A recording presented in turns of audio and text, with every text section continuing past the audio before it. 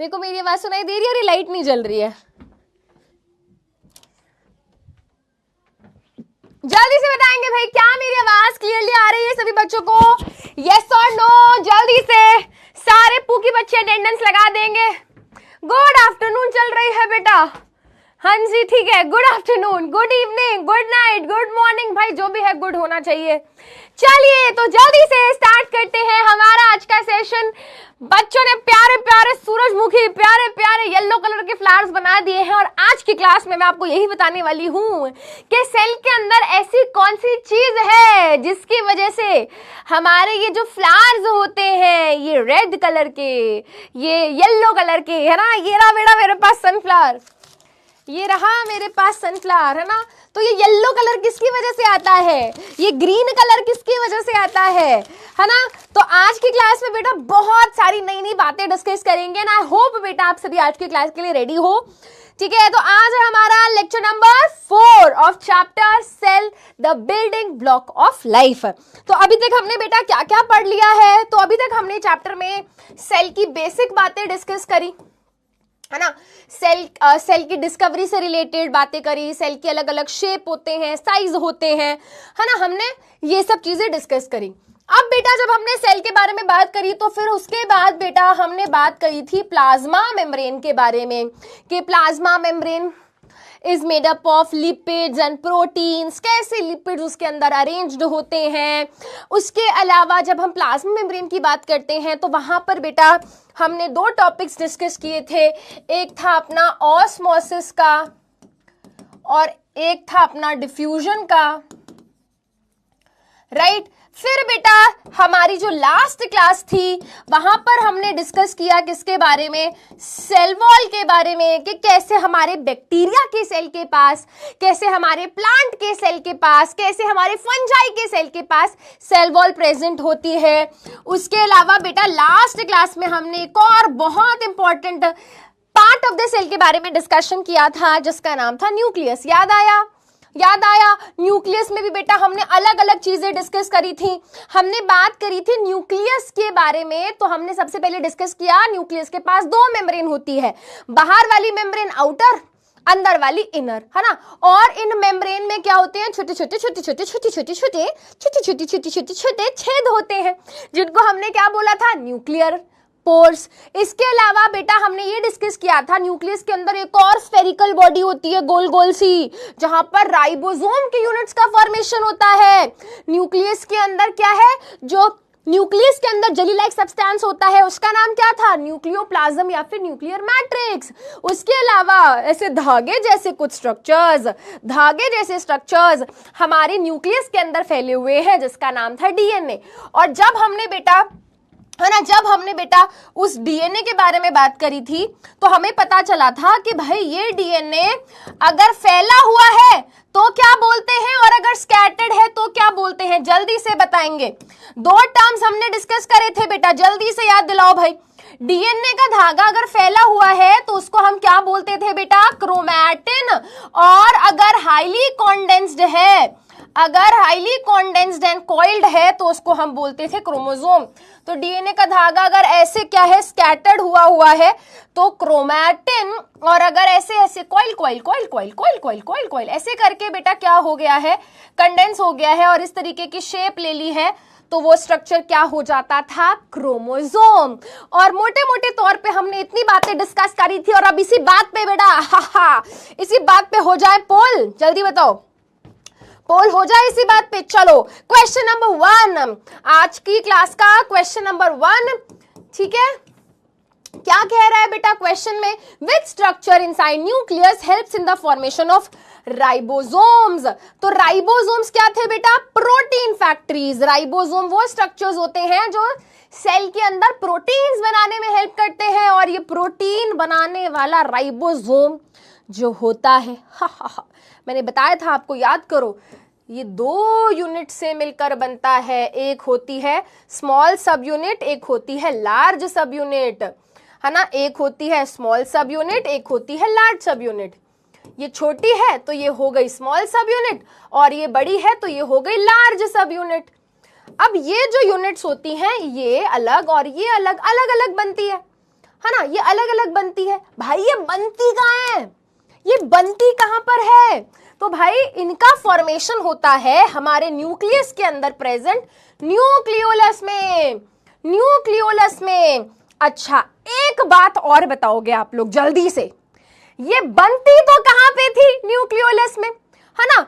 ये बेटा क्या था, मान लो ये हमारी छोटी सब यूनिट है, ये हमारी बड़ी सब यूनिट है, बन गई। बनने के बाद दोनों भाग जाती हैं साइटोप्लाज्म में, और इनका जो क्या था, क्या बोलते हैं, असेंबली, है ना।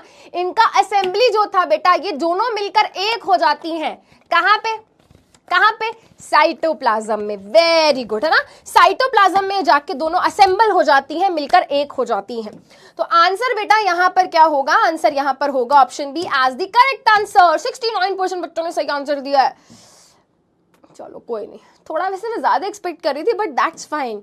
चलो बेटा एक और क्वेश्चन करते हैं। Chromosomes are mainly made up of, अब ये बात भी बेटा हमने लास्ट क्लास में डिस्कस करी थी। This is your question number 2। Chromosomes किससे मिलकर बने होते हैं? क्रोमोसोम्स किससे मिलकर बने होते हैं? तो याद करो भाई, क्रोमोसोम क्या था? इस तरीके से डीएनए का धागा धागा धागा धागा धागा धागा धागा धागों से बांधा, ला ला ला ला ला, एक गाना नहीं है ऐसा, रिश्तों ये अपना। एक तो पता है मेरे को बिल्कुल भी लिरिक्स याद नहीं रहते यार, मैं I am such a bad person when it comes to music. मेरे को गाने, मुझे गाने बहुत, मतलब मैं बहुत गाने मैंने सुन रखे हैं, मैं पहचान लूंगी कौन सा गाना है, बट जब लिरिक्स की बात आएगी आई फेल सो बैडली गाइस। ठीक है, तो भाई ये जो अपना क्रोमोसोम है, ये दो चीजों से मिलकर बना है, मेनली दो चीजों से मिलकर बना है ना। पहला तो बेटा क्या है? ये डीएनए का धागा, है ना, डीएनए का धागा, और हाँ प्रोटीन। और प्रोटीन भी कई तरीके के होते हैं, पता है, प्रोटीन भी कई तरीके के होते हैं। एक होते हैं बेटा हमारे हिस्टोन प्रोटीन्स, एक होते हैं बेटा हमारे नॉन हिस्टोन प्रोटीन्स। आइला ये क्या है मैम? बेटा ये हायर क्लासेस में पढ़ते हैं। हमें क्यों पढ़ा रही हो हिटलर दीदी, एक्स्ट्रा क्यों पढ़ा देती हो मैम? अरे भाई मेरे बच्चों की ना ऐसे टॉर बन जाननी चाहिए ऐसे। अरे समृद्धि मैम के स्टूडेंट हैं, तुमसे 2 कदम आगे हैं, तुमसे 2 कदम आगे हैं हम, है ना, ऐसे पता होना चाहिए। समृद्धि मैम के स्टूडेंट जब जाए ना स्कूल में तो पता चले, अरे यार ये तो समृद्धि मैम का स्टूडेंट है। कैसे पता? कैसे पता? क्योंकि इनको वो सब चीजें भी आती हैं जो स्कूल में नहीं पढ़ाई जा रही, इनको वो सब चीजें भी आती हैं जो 11th-12th में पढ़ाई जाती हैं, है ना। तो बेटा एक्स्ट्रा थोड़ा सा जान लोगे तो क्या फर्क पड़ता है, ठीक है, अच्छी बात है। तो बेटा यहां पर आंसर हो जाएगा ऑप्शन बी। और ना लोड नहीं लेना, है ना, लोड नहीं लेना कि भाई एक्स्ट्रा मैम ने पढ़ा दिया तो याद नहीं करा। अरे नहीं, हो रहा है तो अच्छी बात है, नहीं हो रहा तो इट्स ओके, ठीक है, हो रहा है तो अच्छी बात है, नहीं हो रहा तो इट्स ओके, ठीक है। चलो बेटा तो आंसर क्या है बेटा यहाँ पर? ऑप्शन बी 90% के। वेरी गुड, वेरी गुड, ठीक है। चलो एक क्वेश्चन और है बेटा, एक क्वेश्चन और है, ठीक है। This is your third question. Which structure regulates exchange of material between nucleus and cytoplasm? भाई कोई चीज है जो न्यूक्लियस के अंदर बनी है, अब वो साइटोप्लाज्म में जाना चाहती है, ठीक है, और कोई साइटोप्लाज्म की चीज है वो न्यूक्लियस के अंदर जाना चाहती है। तो इसमें से कौन सी चीज है बेटा, इसमें से कौन सा ऑप्शन आपको ठीक लग रहा है जिसकी मदद से ये चीजें क्या हो पाएंगी? ट्रांसपोर्ट हो पाएंगी इधर से उधर। What do you think? What do you think? Nucleus हो गया, न्यूक्लियस की 2 मेम्ब्रेन्स हो गई, बट इन दोनों मेम्ब्रेन्स के बीच में मैंने क्या बताया था भाई? छोटे छोटे पतले पतले छोटे छोटे गैप हैं, छोटे छोटे गैप्स हैं जिनको हम क्या बोलते थे बेटा? Nuclear pores. Very good, answer यहां पर हो गया बेटा ऑप्शन बी, न्यूक्लियर पोर्स। क्या हो गया आंसर? Nuclear pores. चलिए तो आंसर हो गया बेटा ऑप्शन बी, न्यूक्लियर पोर्स। 76% बच्चों ने सही आंसर दिया है, ठीक है। चलो चलो, अब इतने सारे पोल्स करके काहे करोगे भाई, काहे करोगे? चलो करने और पोल करना है, मजा आ रहा है मैम, मजा आ रहा है, वो आता है ना ऑगी एंड द कॉकरोचेस, मजा आ रहा है मजा आ रहा है मैम, एक और करा दो मैम। चलो, during cell division chromatin condenses to form. अब ये तो बहुत हलवा क्वेश्चन है गाइस, ये तो हलवा क्वेश्चन है ना। जब हमारा सेल के न्यूक्लियस के अंदर डीएनए जब ऐसे पड़ा होता है और क्या होती है, सेल डिवीजन की प्रोसेस होती है, तो यही डीएनए का धागा जो है ना, किसमें कन्वर्ट हो जाता है भाई, यही डीएनए का धागा कॉइल्ड एंड कंडेंस फॉर्म ले लेता है और वो कन्वर्ट हो जाता है किसके अंदर, क्रोमोसोम्स के अंदर। Option C is the correct answer. मजा आ रहा है मैम, मजा आ रहा है। चलो देखते हैं, अब ये वाला तुम क्वेश्चन अभी नहीं कर पाओगे क्योंकि अभी तुम्हें बाकी चीजों का है ना आंसर नहीं पता है। Which of the following is not a function of nucleus? इसमें से न्यूक्लियस का फंक्शन क्या नहीं है, ठीक है। देखो बेटा, न्यूक्लियस को हमने क्या बोला था, न्यूक्लियस को हमने बोला था control centre of the cell. जैसे भाई तुम्हारी बॉडी है इतनी बड़ी, है ना, इतने हट्टे कट्टे हो गए हो तुम, है ना। अब तुम्हारी बॉडी में डायरेक्टली इनडायरेक्टली हर चीज को तुम्हारा ब्रेन कंट्रोल करता है, ब्रेन इज कंट्रोलिंग एवरीथिंग भाई। तो वैसे ही बेटा सेल के अंदर सब कुछ क्या कंट्रोल करता है, सारी एक्टिविटीज सेल की, सेल्यूलर एक्टिविटीज का मतलब सेल की एक्टिविटी, सेल के अंदर जो भी हो रहा है वो हमारा कौन करता है भाई, वो न्यूक्लियस ही करता है, ठीक है। It stores genetic information, genetic information मतलब बेटा हमारे जीन्स, हमारा डीएनए है ना, कहां पर है डीएनए में, और डीएनए कहां पे है, न्यूक्लियस में। तो ये भी क्या हो गया, सही हो गया। Producing energy for the cell, तो बेटा आज हम क्या पढ़ेंगे, एक स्ट्रक्चर के बारे में पढ़ेंगे जिसका नाम है mitochondria.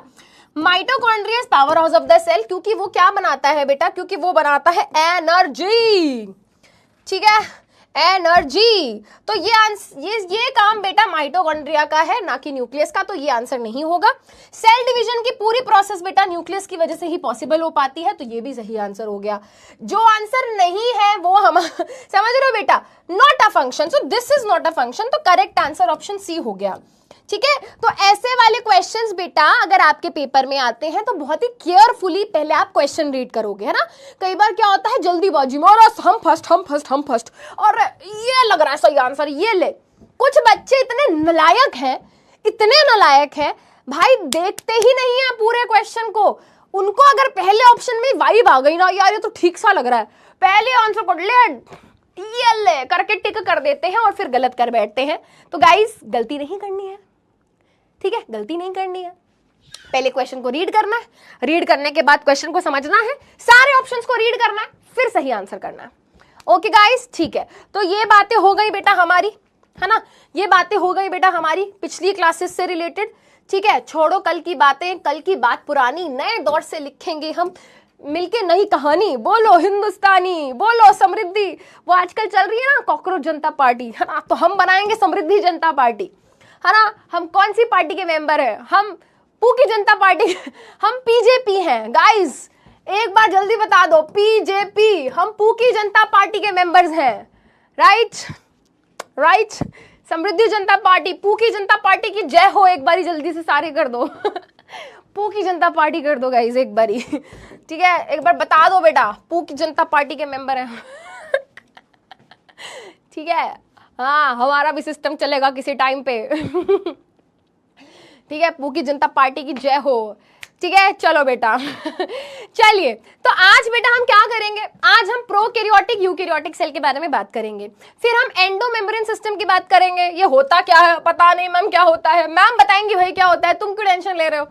ER, Golgi body, lysosome, vacuole, इन सब चीजों के बारे में पढ़ेंगे। और फिर उसके बाद बेटा थोड़े भारी भरकम हमारे पास दो वो है, क्या बोलते हैं, सेल ऑर्गेनेलीज, एक का नाम है माइटोकॉन्ड्रिया, एक का नाम है क्लोरोप्लास्ट। इनका अलग से क्यों लिखा है मैम आपने, हमको इनमें मत गिनिए, हम अलग है, हटा। तो ये थोड़े स्पेशल, इनका ऑरा +99 है, ये थोड़े स्पेशल है ना, स्टार लगा लो, ये थोड़े से ज्यादा स्पेशल सेल ऑर्गेनेलीज हैं। और ऐसा क्यों है, ठीक है, तो मैं आगे चल के आपको बताऊंगी। तो बेसिकली मोटे मोटे तौर पे आज हमें क्या करना है बेटा, सेल ऑर्गेनेलीज के बारे में डिस्कस करना है। और सबसे पहले हम डिस्कस करेंगे टाइप्स ऑफ सेल के बारे में। क्या सभी पूकी जनता पार्टी के बच्चे रेडी हैं? हाय राम, हाँ एक बच्चा कह रहा है HJP, हिटलर जनता पार्टी चलिए बेटा, रेडी स्टडी गो, चलिए, है ना। तो सबसे पहले बेटा आप याद करो, मैंने आपको कहा था कि भाई ये टेबल जरा नोट्स में लिख कर ले आना। तुम्हें क्या लगता है मेरे को याद नहीं रहता बेटा? मुझे सब याद रहता है बेटा। और सबसे दुख की बात यही है यार, लाइफ में अगर आपको सब चीजें याद रहती है ना तो बहुत अच्छी बात नहीं है। हाँ चलो बेटा, है ना, मजाक अपनी तरफ, काम अपनी तरफ। तो देखो बेटा, मैंने आपको नोट्स में लिखने को कहा था, तो आज सबसे पहले बात करेंगे टाइप्स ऑफ सेल के बारे में। यहां पर एक बात लिखी हुई है बेटा, रीड करेंगे। क्या लिखा है यहां पर? Types of cell on the basis of present and absence of nucleus and cell organelles. ये क्या कह रहा है कि भाई हमारे पास दो तरीके के सेल होते हैं। हमारे पास क्या होते हैं भाई? दो तरीके के सेल होते हैं। आप ध्यान से सुनेंगे बेटा, मैं चैट बंद कर रही हूं। Everybody will listen to me carefully, ठीक है? Everybody will listen to me carefully. मैंने क्या कहा बेटा? हमारे पास कोई भी सेल है, कोई भी सेल है बेटा, चाहे वो मेरे लिवर का सेल हो, चाहे हार्ट का सेल हो, प्लांट के रूट का सेल हो, बैक्टीरिया का सेल हो, अमीबा का सेल हो, कोई भी सेल हो बेटा, है ना, या तो वो कैसा हो सकता है? प्रोकैरियोटिक, या फिर वो हो सकता है यूकैरियोटिक। तो जो सेल होता है बेटा, या तो वो क्या हो सकता है? प्रोकैरियोटिक हो सकता है, या फिर वो यूकैरियोटिक हो सकता है, ठीक है? सबसे पहले बेटा मैं आपको बता देती हूं, यहां पे ये जो टर्म आया है प्रो, इसका मतलब होता है प्रिमिटिव, और कैरियोटिक ये जो टर्म आया है कैरियन से आया है। मतलब रुक जाओ, बताऊंगी सब कुछ, थोड़ी ना के बारे में बताऊंगी। ये क्या हो गया? हाँ। यू का मतलब होता है न्यू, और कैरियोटिक ये जो टर्म आया है कहां से बेटा? कैरियन से। कैरियन का मतलब होता है न्यूक्लियस, ठीक है? तो यानी कि यहां पर कुछ तो बात हो रही है जो न्यूक्लियस से रिलेटेड है, कुछ तो बात हो रही है जिसका कुछ न्यूक्लियस से लेना देना है, ठीक है? कुछ तो यहां पर भाई बात है जिसका लेना देना किससे है? न्यूक्लियस से है। अब बेटा अगर मेरे सेल के अंदर न्यूक्लियस नहीं पाया जाता, है ना, अगर मेरे सेल के अंदर न्यूक्लियस नहीं है, तो ऐसा सेल कहलाता है प्रोकैरियोटिक सेल। क्या कहलाता है बेटा? ऐसा सेल कहलाता है प्रोकैरियोटिक सेल। तो ऐसे सेल बेटा जिनके अंदर क्या है? न्यूक्लियस एब्सेंट है, वो सेल क्या हो जाते हैं? Prokaryotic cell. और ऐसा सेल बेटा जिसके अंदर न्यूक्लियस प्रेजेंट है, वो क्या हो गए बेटा? वो हो गए यूकैरियोटिक सेल। दिमाग में बैठी बात, अगर एब्सेंट है तो प्रोकैरियोटिक, और अगर प्रेजेंट है तो यूकैरियोटिक। बट ये अकेला ऐसा फीचर नहीं है बेटा, ठीक है? और भी फीचर्स हैं, बट पहले मैं आपको शब्द का मतलब बताती हूं। देखो बेटा, यहां पे प्रो का मतलब एक्चुअली में क्या है? प्रो का मतलब यहां पर है प्रिमिटिव। अब प्रिमिटिव शब्द का मतलब क्या है? देखो बेटा, जब ये दुनिया, है ना, जब ये ब्रह्मांड की फॉर्मेशन हुई, ये अर्थ बना, है ना, तो हमें पता है बेटा ऐसा तो नहीं है कि हम टपक गए कि वाओ ह्यूमन बीइंग्स कुकीज, ऐसा तो नहीं है। धीरे धीरे क्या है बेटा, इस पृथ्वी पर, इस अर्थ पर लाइफ आई है ना। धीरे धीरे बेटा इस पे क्या है? ऑर्गेनिजम्स बने हैं। तो ऐसा कहा जाता है कि सबसे पहले बेटा जो लाइफ आई थी अर्थ पे वो बैक्टीरिया थे। बैक्टीरियाज आर द ऑर्गेनिजम्स जो सबसे पहले इस पृथ्वी पर, इस धरती पे पनपे थे। धीरे धीरे क्या हुए बेटा? उनमें चेंजेस आते गए, धीरे धीरे उनमें चेंजेस आते गए। बेसिकली वो इवॉल्व होते गए, इवोल्यूशन आता गया, है ना। धीरे धीरे बेटा क्या हुए? फिर मल्टी सेलुलर ऑर्गेनिजम्स बने, है ना। फिर धीरे धीरे बेटा, है ना, और इवोल्यूशन होता गया, और इवोल्यूशन होता गया, एंड फिर अलग अलग टाइप के ऑर्गेनिजम्स बनते चले गए। और ये क्या है बेटा? ये ऐसा नहीं है कि 2-4 साल में हो गया या 100,000 साल में हो गया, करोड़ों सालों से बेटा धीरे धीरे इवोल्यूशन हो रहा है और ऑर्गेनिजम्स क्या है? बन रहे हैं। और ऐसा नहीं है कि रुक गया, अभी भी बेटा धीरे धीरे इवोल्यूशन हो रहा है, डीएनए में चेंजेस आ रहे हैं, इसके बारे में बड़ी क्लासेस में पढ़ते हैं। ये क्या पढ़ा रहे हो मैम? ये क्या है? देखो बेटा, प्रोकैरियोटिक सेल की जब हम बात करते हैं, मैं आपको बहुत सिंपल सी ट्रिक बताऊंगी, ऐसे याद रख सकते हो। प्रो स्टार्ट्स विद पी, है ना बेटा। मैं ऐसे ही याद कराती हूँ बच्चों को, ठीक है, और बच्चों को याद भी हो जाता है बेटा। P for poor and P for prokaryotic, ठीक है। कैसे याद रखोगे? पी से प्रोकैरियोटिक और पी से बेटा पुअर। पी से याद रखो प्रोकैरियोटिक और पी से याद रखो पुअर। पुअर क्या होता है? ठीक है, पुअर मतलब गरीब। ऐसा सेल जो बहुत गरीब है, ऐसा सेल जो बहुत गरीब है। गरीब का मतलब कि भाई उसके पास न्यूक्लियस नहीं है, गरीब का मतलब कि भाई उसके पास न्यूक्लियस नहीं है। ऐसा सेल जो गरीब है, pro, P for poor, P for pro, P for pro, P for poor, ऐसा सेल जिसके अंदर न्यूक्लियस ही नहीं होता, गरीब हुआ ना। ठीक है, ठीक है। अच्छा, अब याद करो बेटा, अपने नोट्स खोलो, अपने नोट्स में पीछे की तरफ जाओ और याद करो, मैंने आपको एक टेबल बनवाई थी जहां पे मैंने आपको बताया था ऑर्गेनेलीज दो तरीके के हो सकते हैं, मेम्ब्रेन वाले और नॉन मेम्ब्रेन वाले। याद करो, पढ़ाया था ना 11th में, पढ़ाया 11th, तुम्हें भी पढ़ाया ही होगा, तुम्हें भी पढ़ाया ही होगा। तुम्हारा और 11th का ना आजकल जो टॉपिक चल रहा है सेम चल रहा है। 11th क्लास में भी सेल पढ़ा रही हूं मैं आजकल और तुम्हें भी सेल पढ़ा रही हूं, है ना, तो ऑलमोस्ट सेम सेम चीजें पढ़ रहे हो तुम। वैसे बेटा यहां पर प्रो का मतलब प्रिमिटिव होता है, तुमको याद करवाने के लिए मैंने पुअर बता दिया है।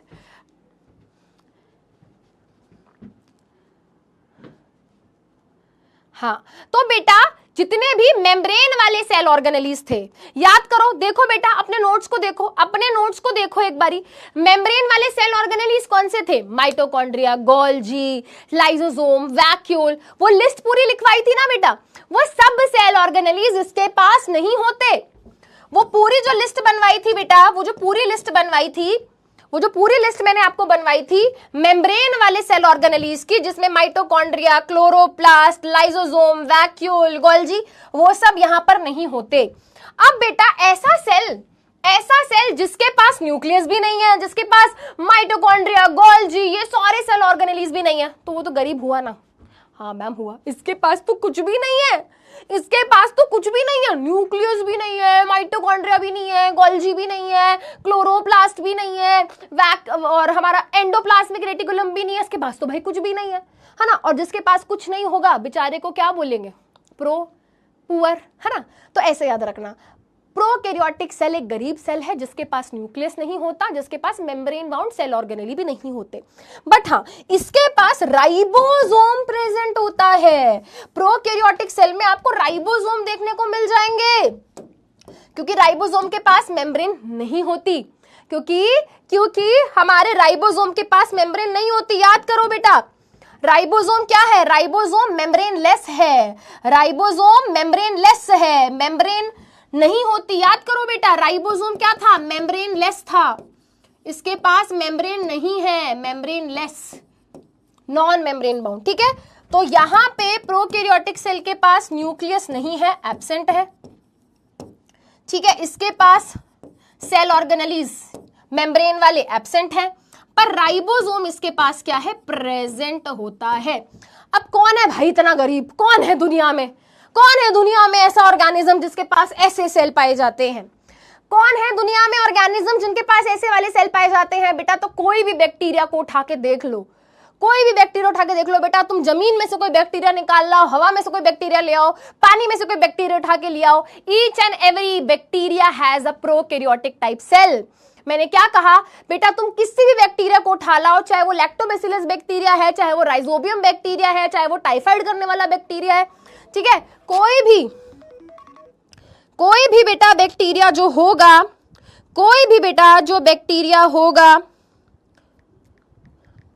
वो प्रोकैरियोटिक सेल वाला होगा।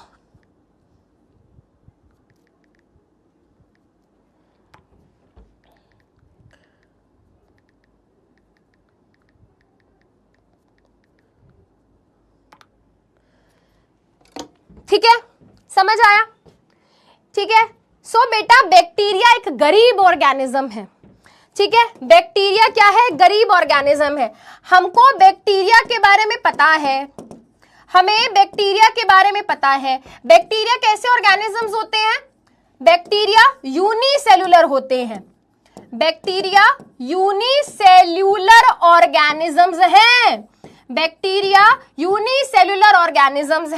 यूनिसेल्यूलर का मतलब क्या होता है? यूनिसेल्यूलर का मतलब होता है सिंगल सेल्ड ऑर्गेनिजम्स, यानी कि ऐसे ऑर्गेनिजम्स जिनके पास केवल सिंगल सेल हो।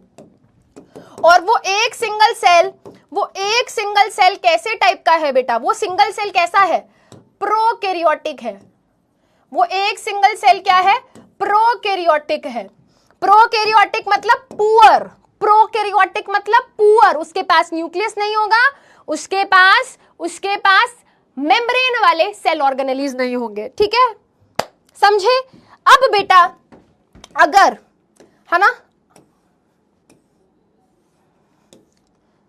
एक मिनट, अगर आपको एग्जाम में बेटा पूछा गया कि भाई इसके पास क्या प्रेजेंट है ना, ये तो मैम ने बता दिया भाई प्रोकैरियोटिक तो गरीब है, एकदम गरीब है, इसके पास न्यूक्लियस नहीं है, इसके पास सेल ऑर्गेनेलीज नहीं है, पर इसके पास क्या क्या है, इसके पास क्या क्या है, एक बार वो देख लेते हैं बेटा, है ना। अगर मैं प्रोकैरियोटिक सेल की बात करूं, यानी कि अगर मैं बात करूं किसकी, अगर मैं बात करूं एक बैक्टीरियल सेल की, तो मुझे वहां पर क्या क्या देखने को मिल जाएगा बेटा। देखो हर बैक्टीरिया के पास, हर बैक्टीरिया और हर सेल के पास बेटा क्या होती है, एक बाउंड्री होती है। जल्दी बताओ क्या नाम होगा इसका, जल्दी बताओ क्या नाम होगा। एक बाउंड्री है, एक बाउंड्री है, क्या नाम होगा बेटा इस बाउंड्री का।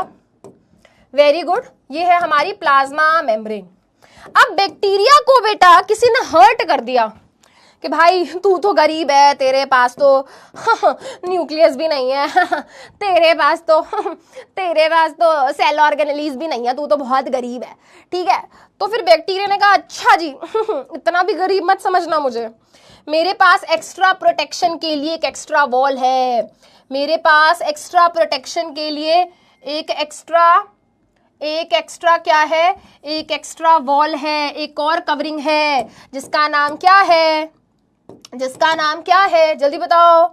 वेरी गुड, जिसका नाम है सेल वॉल, जिसका नाम है सेल वॉल, ठीक है। तो आपको बैक्टीरियल सेल के पास क्या क्या देखने को मिलेगा, plasma membrane and cell wall, ठीक है। अच्छा, क्या इसके पास साइटोप्लाज्म होगा, क्या यहाँ पर वो जेली लाइक सब्सटेंस साइटोप्लाज्म होगा, यस बिल्कुल होगा। इतना भी गरीब नहीं है भाई, तुमने तो बिल्कुल ही गरीब मान लिया। इसके पास क्या होगा बेटा, साइटोप्लाज्म होगा, इसके पास क्या होगा बेटा, साइटोप्लाज्म होगा, ठीक है। अब सबसे बड़ी बात ये आ जाती है कि मैम आपने ये कहा है कि यहाँ पर न्यूक्लियस नहीं पाया जा रहा, और न्यूक्लियस के अंदर क्या होता है, डीएनए होता है, और अगर इसके पास न्यूक्लियस नहीं पाया जा रहा तो फिर इसका डीएनए कहाँ पड़ा होगा, इसका डीएनए कहाँ होगा, न्यूक्लियस तो इसके पास है ही नहीं, तो न्यूक्लियस को मारो गोली, न्यूक्लियस को मारो गोली भाई, न्यूक्लियस तो है ही नहीं। तो अब होता क्या है बेटा, हमारे बैक्टीरिया का या प्रोकैरियोटिक सेल का या बैक्टीरिया का डीएनए बेचारा ऐसे ही पड़ा रहता है साइटोप्लाज्म में, साइटोप्लाज्म में ही पड़ा है बेचारा डीएनए, डीएनए ऐसे ही पड़ा हुआ है साइटोप्लाज्म में, ठीक है, डीएनए ऐसे ही पड़ा हुआ है कहां पर, साइटोप्लाज्म में। और जिस जगह पे बेटा इसका डीएनए पड़ा होता है उस जगह को हम बोलते हैं nucleoid region, nucleoid region. Nucleoid region वो रीजन होता है बैक्टीरिया का जहां पर उसका डीएनए पाया जाता है, ठीक है, जहां पे इसका डीएनए पाया जाता है, समझे। तो जो डीएनए है वो फ्रीली ऐसे साइटोप्लाज्म में पड़ा हुआ है, ठीक है, यहां पर भी हो सकता है, यहां पर भी हो सकता है, यहां पर भी हो सकता है, कहीं पर भी हो सकता है, ठीक है, और जहां पर भी पड़ा होगा उस जगह को हम बोल देंगे न्यूक्लियोइड। अब बैक्टीरिया या प्रोकैरियोटिक सेल के डीएनए के बारे में कहा जाता है कि भाई डीएनए क्या है, डीएनए नेकेड है। नेकेड का मतलब होता है जो ढका ना हो, कोई भी चीज जब ढकी नहीं होती तो हम बोल देते हैं अरे ये तो नेकेड है ना। तो इसको नेकेड डीएनए क्यों कहा जा रहा है, क्योंकि इस डीएनए के बाहर कोई कवरिंग नहीं है ना, इस डीएनए के बाहर कोई कवरिंग नहीं है, इसलिए बोल देते हैं नेकेड डीएनए। इसलिए क्या बोल देते हैं बेटा, इसीलिए इसको बोल देते हैं नेकेड डीएनए, है ना। कभी कभी इसके लिए हम टर्म यूज कर देते हैं नेकेड डीएनए, ठीक है, छोड़ दो।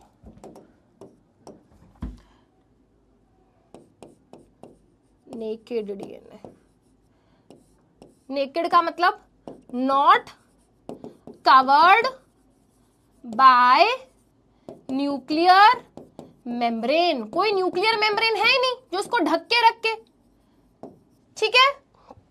अच्छा, अब एक चीज और बताओ, मैंने कहा प्रोकैरियोटिक सेल के अंदर, बैक्टीरिया के सेल के अंदर क्या होते हैं, राइबोसोम्स होते हैं। तो यहां पर बेटा आपको पूरे सेल के अंदर इस तरीके से राइबोसोम फैले हुए दिखेंगे जो कि प्रोटीन सिंथेसिस का काम करते हैं। आपको क्या दिखेंगे बेटा, आपको इस तरीके से राइबोसोम्स दिखेंगे जो कि स्कैटर्ड हैं, जो फैले हुए हैं पूरे सेल के अंदर। इतनी बात समझ आई? Very good. नोट्स बनाने हैं, ये नोट्स में बनाना है बेटा जी। Good morning, good morning. कुछ बच्चे जाग गए। Good morning, good morning. ठीक है, अच्छा मुझे नहीं पता तुमको मैंने पढ़ा दिया है नहीं। अच्छा तुमको ना यार, तुम्हारी लेवल पे है नहीं, एक्स्ट्रा पढ़ा रही हो मैडम, पाप लगेगा आपको। देखो बेटा, राइबोसोम ना दो तरीके के हो सकते हैं। पता नहीं मैंने लास्ट क्लास में तुम्हें बताया था या नहीं बताया था। राइबोसोम्स दो तरीके के हो सकते हैं, 70S और 80S। यहाँ पर 70S वाले होते हैं। ये क्या होता है मैम? ये एकदम से मैथ्स कैसे आ गई बायो के अंदर? सांस नहीं आ रहा मैम, क्या बोल रहे हो? क्या बायो के अंदर मैथ्स? छोड़ दो, 11th क्लास में पढ़ेंगे, 11th क्लास में पढ़ेंगे। राइबोसोम टाइप्स होते हैं राइबोसोम के, 80S 70S, तो यहाँ पर 70S वाले होते हैं। ठीक है, last but not the least बेटा, हमारे बहुत सारे बैक्टीरिया क्या कर सकते हैं? मूव कर सकते हैं। हमारे बहुत सारे बैक्टीरिया टुकड़ुक टुकड़ुक टुकड़ुक टुकड़ुक टुकड़ुक टुकड़ुक, है ना, ऐसे मूव कर सकते हैं, टिक टिक टिक टिक टिक टिक टिक टिक, है ना। तो बेटा उनको मूव करने के लिए क्या होता है बेटा? इस तरीके से स्ट्रक्चर्स होते हैं जिनका नाम होता है फ्लैजेला, है ना। इस स्ट्रक्चर का नाम क्या होता है बेटा? इस स्ट्रक्चर का नाम होता है फ्लैजेला। फ्लैजेला क्या करता है बेटा? मोटिलिटी, कौन सी लिटी? मोटिलिटी। मोटिलिटी मतलब मूवमेंट, मूवमेंट में हेल्प करता है। ठीक है, मूवमेंट में हेल्प करता है। राइबोसोम प्रोटीन सिंथेसिस में हेल्प करता है।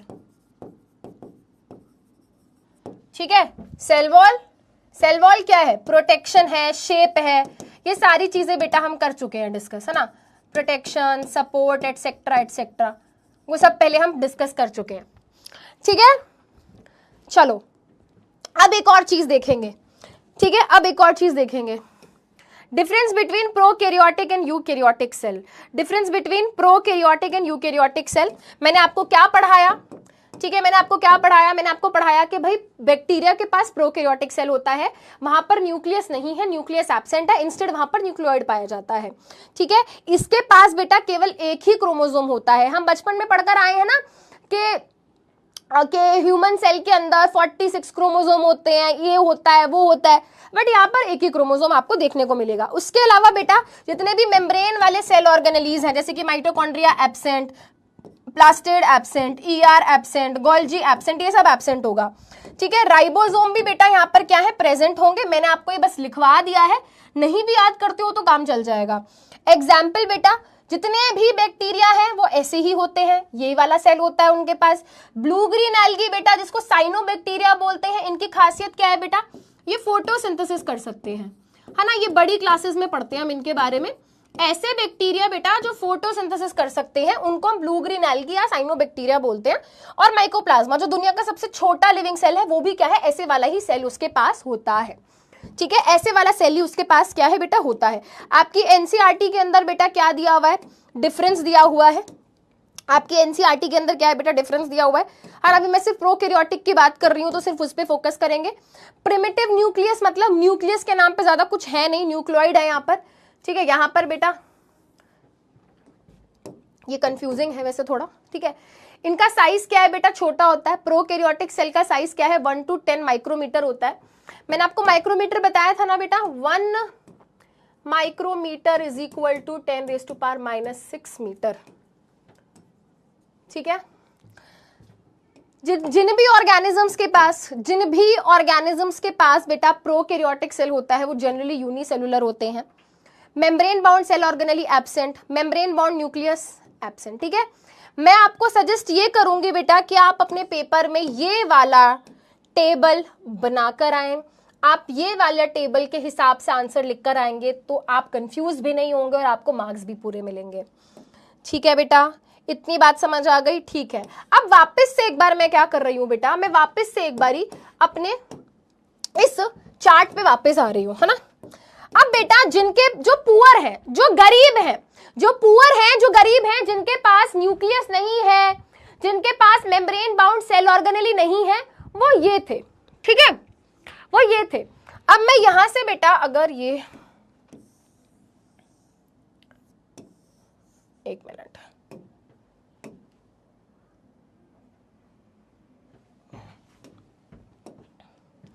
एक और चीज, ठीक है, मैं फिर से लिख देती हूं।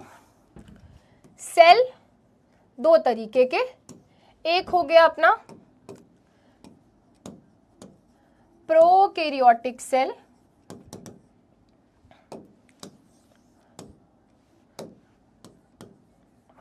एक अपना हो गया यूकैरियोटिक सेल। ठीक है, दोनों में डिफरेंस पता चल गया। भाई इसके पास न्यूक्लियस नहीं है, ओ माय गॉड। ऐसी बेटा वो अलग ही टाइप का बंदा था, समृद्धि मैम वाला अलग ही टाइप का बंदा था, कुछ भी कर देता था। ठीक है, प्रोकैरियोटिक सेल, यूकैरियोटिक सेल। ठीक है, चलो इनके पास न्यूक्लियस नहीं है, इनके पास मेम्ब्रेन बाउंड सेल ऑर्गेनेल नहीं है, गरीब है। भाई कौन से ऑर्गेनिज्म होते हैं जिनके पास ये वाले सेल्स होते हैं? कौन से ऑर्गेनिजम्स हैं बेटा जिनके पास ऐसे वाला सेल होगा? तो मैंने आपको क्या बताया बेटा, बैक्टीरिया। कोई भी बैक्टीरिया उठा लो, कोई भी बैक्टीरिया उठा लो भाई, कोई भी बैक्टीरिया उठा लो, उसका ऐसा सेल होगा। ठीक है, उसके अलावा मैंने आपको क्या बताया, blue green algae, blue green algae, इनको बेटा एक और नाम दिया गया है, इनको साइनोबैक्टीरिया भी बोलते हैं और ये फोटोसिंथेसिस करने की क्षमता रखते हैं। उसके अलावा बेटा माइकोप्लाज्मा, खैर इसी कैटेगरी में आ जाता है, बट अलग से इसलिए लिखा है सो दैट आपने सुना है ये नाम। ठीक है, चलो अब ये वाले सेल किसके होते हैं? देखो बेटा जितने भी प्रोटोजोआ आपने आज तक सुने हैं, मतलब एक सेकेंड इसको छोड़ो, ये देखो बेटा, अगर सेल के पास हमारा ऐसा सेल जिसमें न्यूक्लियस प्रेजेंट है, भाई मैंने कहा कि अरे मैम हमने ना क्या किया, हम गार्डन में गए, धुन करके गार्डन गए, वहां से मैम हम एक प्लांट की लीफ तोड़ लाए, लीफ तोड़ के हमने क्या किया, लीफ तोड़ के हमने उसको छील छाल के माइक्रोस्कोप के नीचे रख दिया, और मैम जब हमने माइक्रोस्कोप के नीचे रखा ना तो हमें न्यूक्लियस दिख रहा था, न्यूक्लियस प्रेजेंट है, ओके।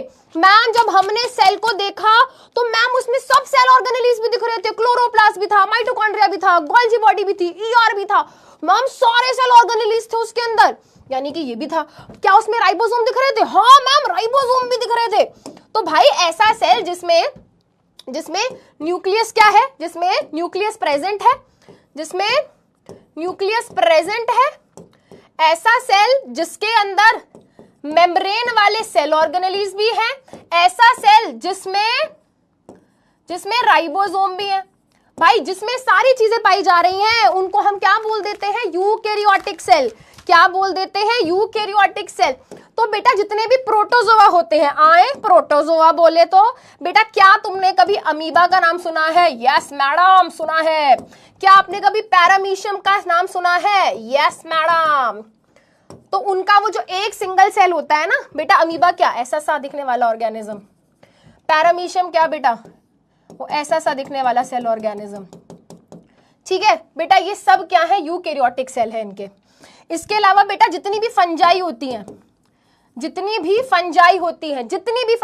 हैं, fungi, mushroom, east, bread mould, है ना, ये सब बेटा जो आपके फलों को खाने को सड़ाती है ना फंगस, वो सारी यूकैरियोटिक सेल होते हैं उनके।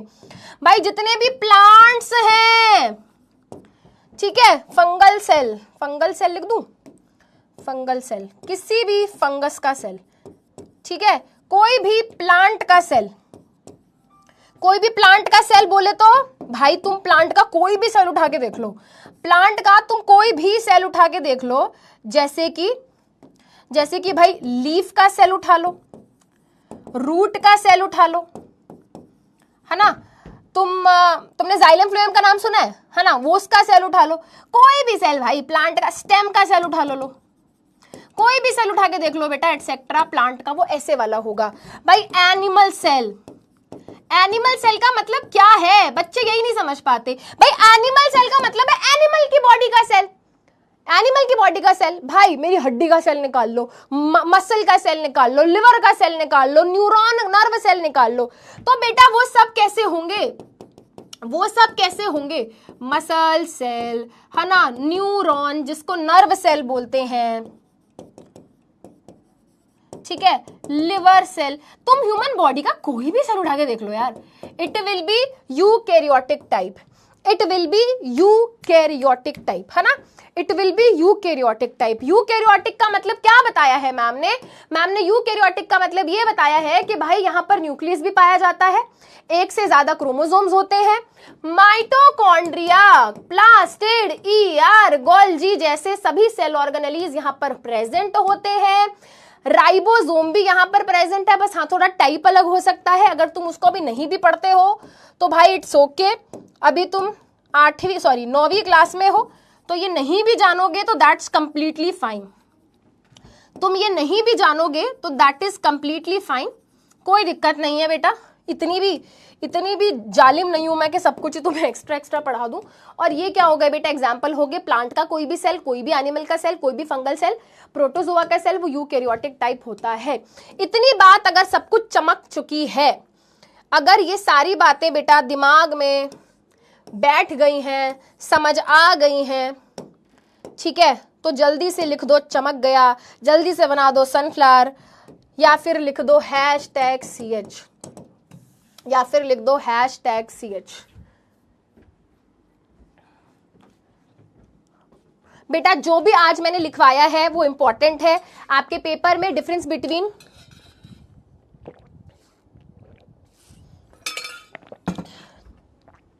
ठीक है, आपके पेपर में एक क्वेश्चन पक्का है, difference between prokaryotic cell eukaryotic cell आ सकता है। अगर ऐसे नहीं बोलेंगे तो घुमा फिरा के पूछेंगे, ऐसे नहीं पूछेंगे तो कैसे पूछेंगे, ऐसे पूछेंगे, difference between plant cell and bacterial cell, difference between animal cell and bacterial cell, बात तो एक ही है, ठीक है। अब देखो बेटा यहाँ पर टेबल है, चलो बताओ। नो नो नो, सीरी भी कह रही है, मैं भी पढ़ूंगी समृद्धि मैम से। देखो बेटा यहां पर हमको बताना है क्या प्रेजेंट है क्या एब्सेंट है। देखो सेल मेम्ब्रेन होती है बैक्टीरिया के पास, हाँ होती है, हाँ होती है। क्या प्लांट सेल के पास सेल मेम्ब्रेन होती है? हाँ होती है। क्या एनिमल सेल के पास सेल मेम्ब्रेन होती है? हाँ होती है, ठीक है। सेल वॉल क्या सेल वॉल होती है बैक्टीरिया के सेल के पास? हाँ होती है। प्लांट सेल के पास? हाँ होती है। एनिमल सेल के पास नहीं होती, ठीक है भाई। साइटोप्लाज्म सबके पास है, बैक्टीरिया के सेल के पास भी इतना भी गरीब नहीं है, बात पे ए गरीब है ना। बैक्टीरिया भी लाइक मेरे को गरीब बोल रहा है, अब ले बेटा तू, अब तू ले। बैक्टीरिया की फीलिंग्स हर्ट हो गई बेटा। एक दिन ना किसी ने क्या किया, बैक्टीरिया को बार बार बोला तू गरीब है, तेरे पास न्यूक्लियस भी नहीं है, तेरे पास सेल ऑर्गेनेलीज भी नहीं है। उसकी फीलिंग्स हर्ट हो गई। फिर उसने कहा अच्छा बच्चू अभी मजा चखाता हूँ। फिर वो बेटा उसके स्टमक में घुस गया, बीमारी कॉज कर दी, उसके स्मॉल इंटेस्टाइन में घुस गया, उसका पेट खराब कर दिया, उसको इन्फेक्शन कर दिया। फिर उसने इतनी बीमारियां करी, ही वाज लाइक मेरी फीलिंग्स मत हर्ट करो, छोटा सा हूँ, गरीब हो तो क्या हुआ, ऐसा बीमार करूंगा, सोचते रह जाओगे। बेटा बैक्टीरिया की फीलिंग्स हर्ट कर दी। अब बैक्टीरिया कह रहा है लो बेटा अब तुम्हें बीमार करके दिखाऊंगा, मैं हूं छोटा पैकेट बड़ा धमाका। बैक्टीरिया भी लाइक मेरे को गरीब बोल रहे थे, अब बेटा देखो तुमको बेटा ऐसा गला दुखाऊंगा ना तुमको लूज मोशन लगवा दूंगा। बैक्टीरिया भी लाइक बेटा मुझे गरीब बोलेगा, ले तू ये ले थ्रोट इन्फेक्शन, ये ले गले का इन्फेक्शन, ये ले बेटा पेट का इन्फेक्शन। ठीक है चलो जोक्स अपार्ट। साइटोप्लाज्म बेटा सब में प्रेजेंट होगा। वेल डिफाइंड न्यूक्लियस बेटा बैक्टीरिया के पास नहीं है, ठीक है नहीं है, बाकी इन दोनों के पास न्यूक्लियस प्रेजेंट है।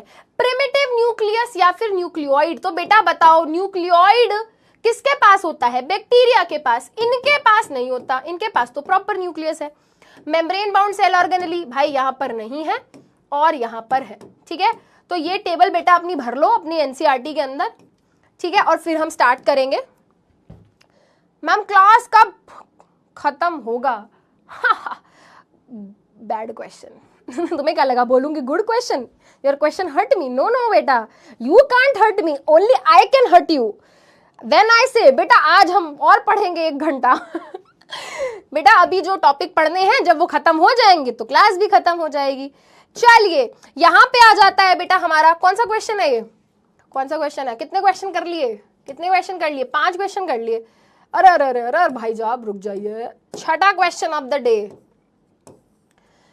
आपको इसमें से कौन सा स्ट्रक्चर बेटा प्रोकैरियोटिक यूकैरियोटिक दोनों सेल के अंदर देखने को मिलेगा? कौन सा स्ट्रक्चर है बेटा आपको जो प्रोकैरियोटिक और यूकैरियोटिक सेल दोनों के अंदर देखने को मिलेगा? बेटा अगर मैं बात करूं, है ना, अगर बेटा यहां पे मैं टेबल बना लूं, चलो, है ना, यहां पर मैं टेबल बना लेती हूं, यहां पर मैंने लिखा प्रोकैरियोटिक सेल और यहां पर मैंने लिखा यूकैरियोटिक सेल, ठीक है बेटा, शॉर्ट फॉर्म में लिखा है। क्या वेल डिफाइंड न्यूक्लियस यहां पर है? नो। यहां पर है? यस। माइटोकॉन्ड्रिया यहां पर है? नो। यहां पर है? यस। राइबोसोम यहां पर भी है, यहां पर भी है। प्लास्टिड नहीं, प्लास्टिड सेल ऑर्गेनेली होता है, यहां पर नहीं है, यहां पर है। हमें बताना है जो दोनों में प्रेजेंट हो। भाई राइबोसोम दोनों में प्रेजेंट है, तो आंसर यहां पर हो गया बेटा ऑप्शन सी। आंसर हो गया बेटा ऑप्शन सी। चलो आंसर हो गया ऑप्शन सी। 85% बच्चों ने ही सही आंसर दिया है। चलो एक क्वेश्चन एक और ले लेते हैं बेटा। Which of the following is absent in bacterial cell? Bacterial cell के अंदर हमें क्या देखने को नहीं मिलेगा? तो बेटा देखो ये 7th क्वेश्चन हो गया, पोल नहीं करा रही हूं, डायरेक्ट कर रहे हैं। प्लाज्मा मेम्ब्रेन होगी, राइबोसोम होंगे, साइटोप्लाज्म होगा, ये नहीं मिलेगा, तो आंसर हो गया बेटा option D as the correct answer. ठीक है बेटा, चलो अब आ जाते हैं गाइस हमारे नेक्स्ट टॉपिक पे, विच इज एंडोप्लाज्मिक रेटिकुलम। ठीक है, अभी तक हम बहुत मस्ती मजाक से पढ़ रहे हैं, तो क्या अब मैम आप हमें डांट के पढ़ाने वाली हो? नहीं, अभी भी मस्ती मजाक आराम से पढ़ेंगे, बट बेटा अब जो भी पढ़ेंगे इंपॉर्टेंट है। तो जो पहले पढ़ा था वो इंपॉर्टेंट नहीं था क्या? अरे वो भी था, वो तो बहुत ज्यादा इंपॉर्टेंट था, बट अब बेटा कुछ ऐसे टर्म्स आएंगे जो आपको थोड़ा सा टफ लग सकते हैं, है ना। जैसे कि भाई तुम एंडोप्लाज्मिक रेटिकुलम सुन रहे हो, तो हो सकता है बेटा तुम्हारे अंदर डर बैठ जाए कि भाई ये कैसा नाम है, इतना मुश्किल, अरे मैम ये तो बहुत टफ है। अरे टफ कुछ नहीं है, बस पहली बार ही पढ़ रहे हो तो इसलिए बेटा आपको थोड़ा सा टफ लग रहा है। अच्छा तुमको ना एक वो दिखाती हूँ, 3D मॉडल।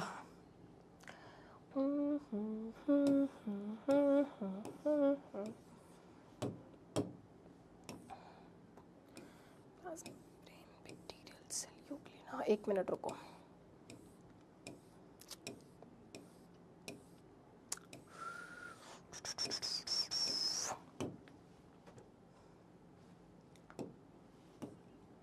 देखो बेटा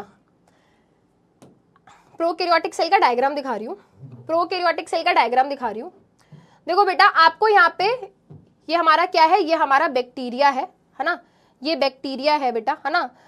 आप देखो बेटा ये आपको सेल दिख रहा होगा, आपको दो कवरिंग दिख रही है, दो कवरिंग आपको बेटा दो कवरिंग दिख रही है। हाँ मैम, एक कवरिंग हमारी क्या है बेटा, एक कवरिंग हमारी सेल वॉल है और एक कवरिंग हमारी प्लाज्मा मेम्ब्रेन है। ठीक है, आपको बेटा दिख रहा होगा कि सेल के अंदर जो डीएनए है वो ऐसे ही पड़ा हुआ है।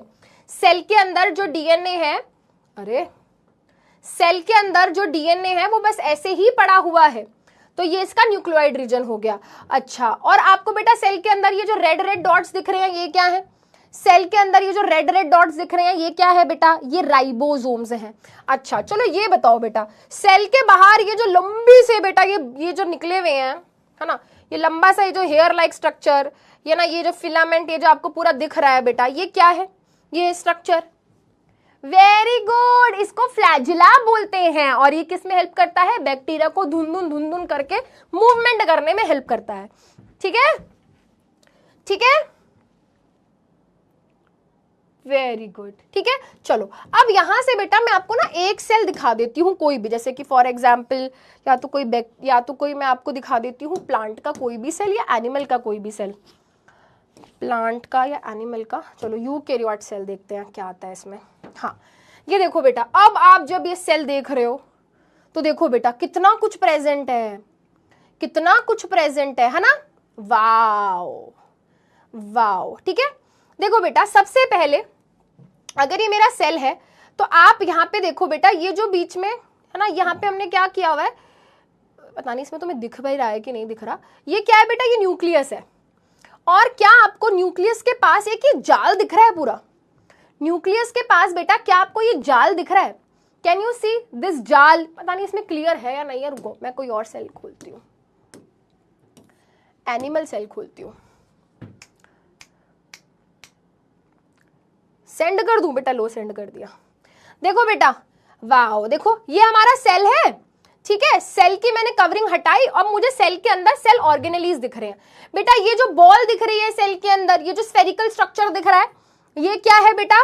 ये है हमारा न्यूक्लियस। और देखो बेटा न्यूक्लियस की वॉल के, न्यूक्लियस की मेम्ब्रेन के ऊपर देखो छोटे छोटे छेद हैं। देखो बेटा न्यूक्लियस के पास ये देखो छोटे छोटे छेद है जिनका नाम न्यूक्लियर पोर था। अब आप एक चीज नोटिस करो भाई, इसके आसपास पूरा एक जाल है, पूरा एक नेटवर्क है। बेटा नेटवर्क को हम बोलते हैं रेटिकुलम।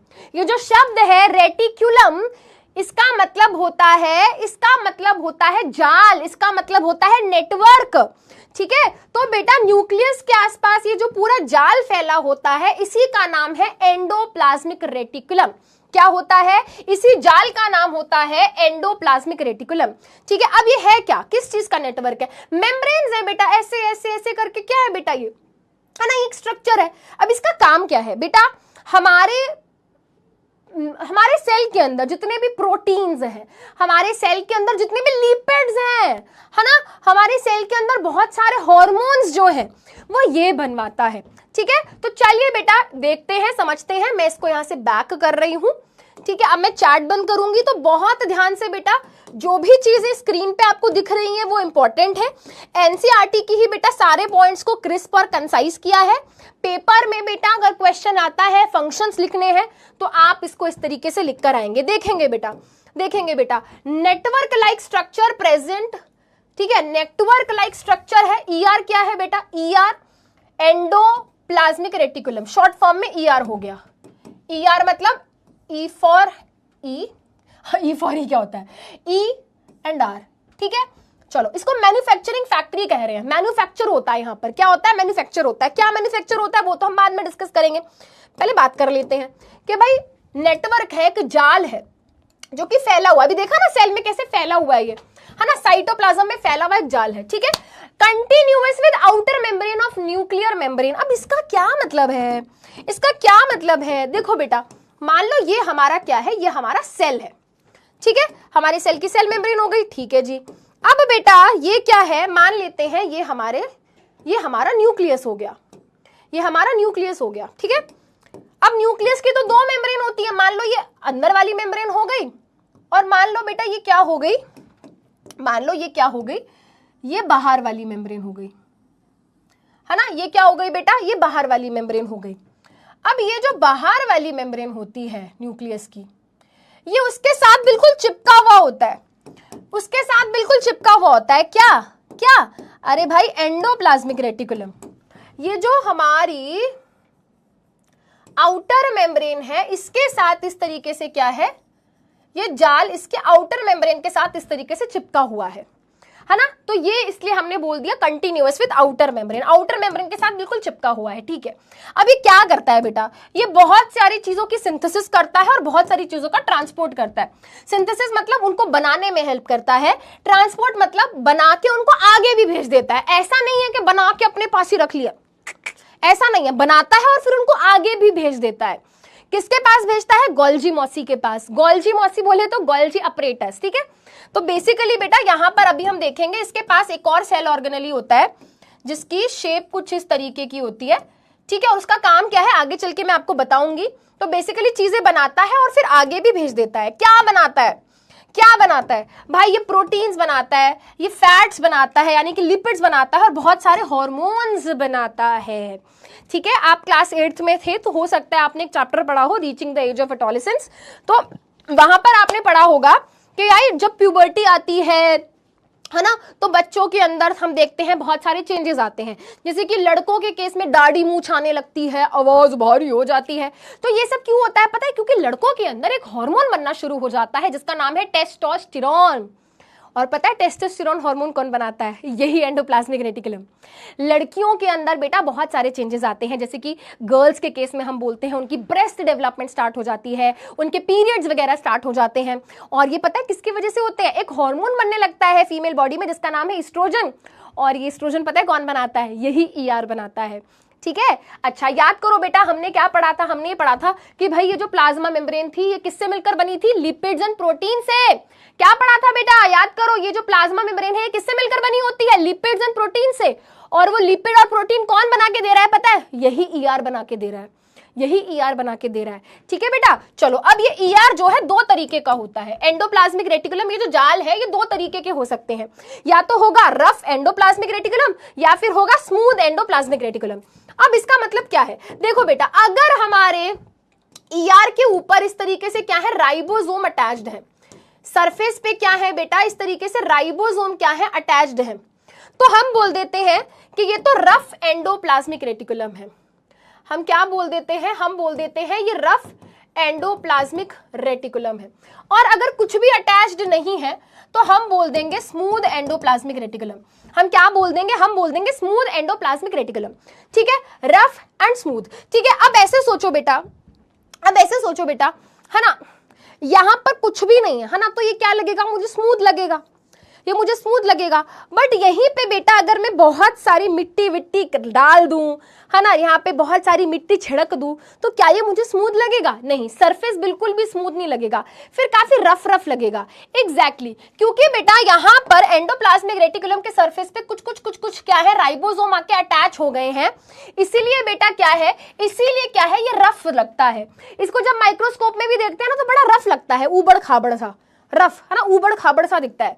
ठीक है, बट ये बिल्कुल ऐसे स्मूथ दिखता है, तो इसीलिए बेटा, क्योंकि इस पे कुछ अटैच नहीं है स्मूथ और इस पे अटैच है तो रफ। ठीक है, तो इसलिए बेटा हम यहाँ पे क्या बोलते हैं, ठीक है, इसलिए हम क्या बोलते हैं कि भाई smooth endoplasmic reticulum looks rough under microscope. Microscope में जब इसको देखते हैं तो ये क्या दिखता है, ये क्या दिखता है, रफ दिखता है। ठीक है, बट ये क्या है, अपीयर स्मूथ अंडर माइक्रोस्कोप। ठीक है, चलो जी, वजह क्या है, वजह यह है कि यहां पर राइबोसोम अटैच्ड है, यहां पर राइबोसोम अटैच्ड नहीं है। तीसरा पॉइंट, ये बहुत इंपॉर्टेंट है भाई, जहां पर भी राइबोसोम होगा वहां पर प्रोटीन होगा, याद रखना। तो क्योंकि यहाँ पे राइबोसोम प्रेजेंट होते हैं तो वो प्रोटीन का सिंथेसिस करवाते हैं और उनको आगे सिक्रीट मतलब रिलीज करा के भेज देते हैं। सिक्रीट करना मतलब रिलीज कर देना, तो ये वो कराते हैं। यहां पर बेटा क्योंकि राइबोसोम प्रेजेंट नहीं है, ठीक है, पर कुछ ना कुछ तो काम करेगा। तो बेटा जितने भी फैट्स होते हैं, जितने भी लिपिड्स होते हैं, मैं आपको पहले भी बता चुकी हूं, है ना, ऐसे सब्सटेंस जो पानी में नहीं घुल सकता, जैसे कि ऑयल है, फैट है ना, तो ऐसी चीजें बेटा, ऐसी चीजें सेल के अंदर ये बनाता है, स्मूथ एंडोप्लाज्मिक रेटिकुलम बनाता है। ये वाले जो हार्मोन्स मैंने आपको बताए हैं, है ना, ये वाले हार्मोन्स जो मैंने आपको बताए हैं, ये कौन बनवाता है बेटा, है ना, ये किसका फंक्शन है, ये स्मूथ एंडोप्लाज्मिक रेटिकुलम का फंक्शन है। ठीक है, फैट्स लिपिड्स बनवाना स्मूथ एंडोप्लाज्मिक रेटिकुलम का फंक्शन है। बेटा क्या मेरी आवाज बच्चों को आ रही है, जल्दी से बताओ एक बार। आई एम सो सॉरी, मेरा मूड खुद खराब हो रहा है, मुझे थोड़ा गुस्सा आ रहा है, let me just control my anger. जल्दी बताओ बेटा, क्या मेरी आवाज क्लियरली आ रही है? एक बार फटाफट से बेटा, एक बार फटाफट से सभी बच्चे एक बार रिफ्रेश करेंगे, एक बार फटाफट से अपनी ऐप को एक बारी क्लोज करके दोबारा से एक बार ऐप को रीओपन करेंगे। Everybody just quickly, everybody will just quickly refresh their app and come back again. जल्दी से बेटा, सारे बच्चे एक बारी जल्दी से, हो गया, चलो बहुत बढ़िया। हाँ, तो प्रॉब्लम क्या हो गई थी बेटा, कोई टेक्निकल ग्लिच आया था, है ना, ऑब्वियसली आप इतने छोटे तो हो नहीं, आप समझ सकते हो, है ना, कि कोई चीज़ एकदम से अगर हैंग हो गई है, फ्रीज हो गई है, तो दैट मीन्स कोई टेक्निकल ग्लिच था, कोई टेक्निकल प्रॉब्लम थी। उस टेक्निकल प्रॉब्लम को बेटा हम थोड़ा सा रिजॉल्व कर रहे थे, बट हियर वी आर। अगर बेटा तुम्हारा कोई क्या बोलते हैं भाई बंधु क्लास छोड़ के चला गया है, तो एक बार फटाफट से उसको मैसेज करके बुला लो कि भाई ma'am is back, ma'am is here again, and छोटी सी बेटा एक प्रॉब्लम थी, है ना, क्राई आ रहा है बेटा, बट चलो कोई नहीं, here we are back again. हम क्या पढ़ रहे थे, तो हम पढ़ रहे थे एंडोप्लाज्मिक रेटिकुलम के बारे में। दो तरीके का है, rough endoplasmic reticulum, smooth endoplasmic reticulum, ये हमने पढ़ लिया था। ठीक है, और हमने इनके फंक्शंस भी क्या है डिस्कस कर लिए थे। ठीक है, हाँ बेटा, नहीं ऑलरेडी देखो 10 मिनट वेस्ट हो गए, है ना, तो मोए हो गया था, फा ऐसे हो गया था, फा। ठीक है, तो बट कोई नहीं बेटा, हियर वी आर। तो एंडोप्लाज्मिक रेटिकुलम हमने अच्छे से क्या कर लिया बेटा, डिस्कस कर लिया, ठीक है। हमारी एनसीईआरटी के अंदर भी क्या है बेटा, देखो ये डायग्राम दिया हुआ है ना, इस तरीके का डायग्राम आपको आपकी एनसीईआरटी के अंदर देखने को मिल जाएगा। और जब आप इस डायग्राम को देखेंगे तो आपको बहुत ही क्लियरली समझ आ जाएगा। ये हमारा रफ एंडोप्लाज्मिक रेटिकुलम है, जिसको हम RER बोल रहे हैं, क्योंकि इस पे राइबोसोम अटैच्ड है और यहाँ पर कुछ भी अटैच नहीं है, तो ये हमारा हो जाएगा स्मूथ एंडोप्लाज्मिक रेटिकुलम, ठीक है। चलिए, ठीक है, ये हो जाएगा हमारा स्मूथ एंडोप्लाज्मिक रेटिकुलम।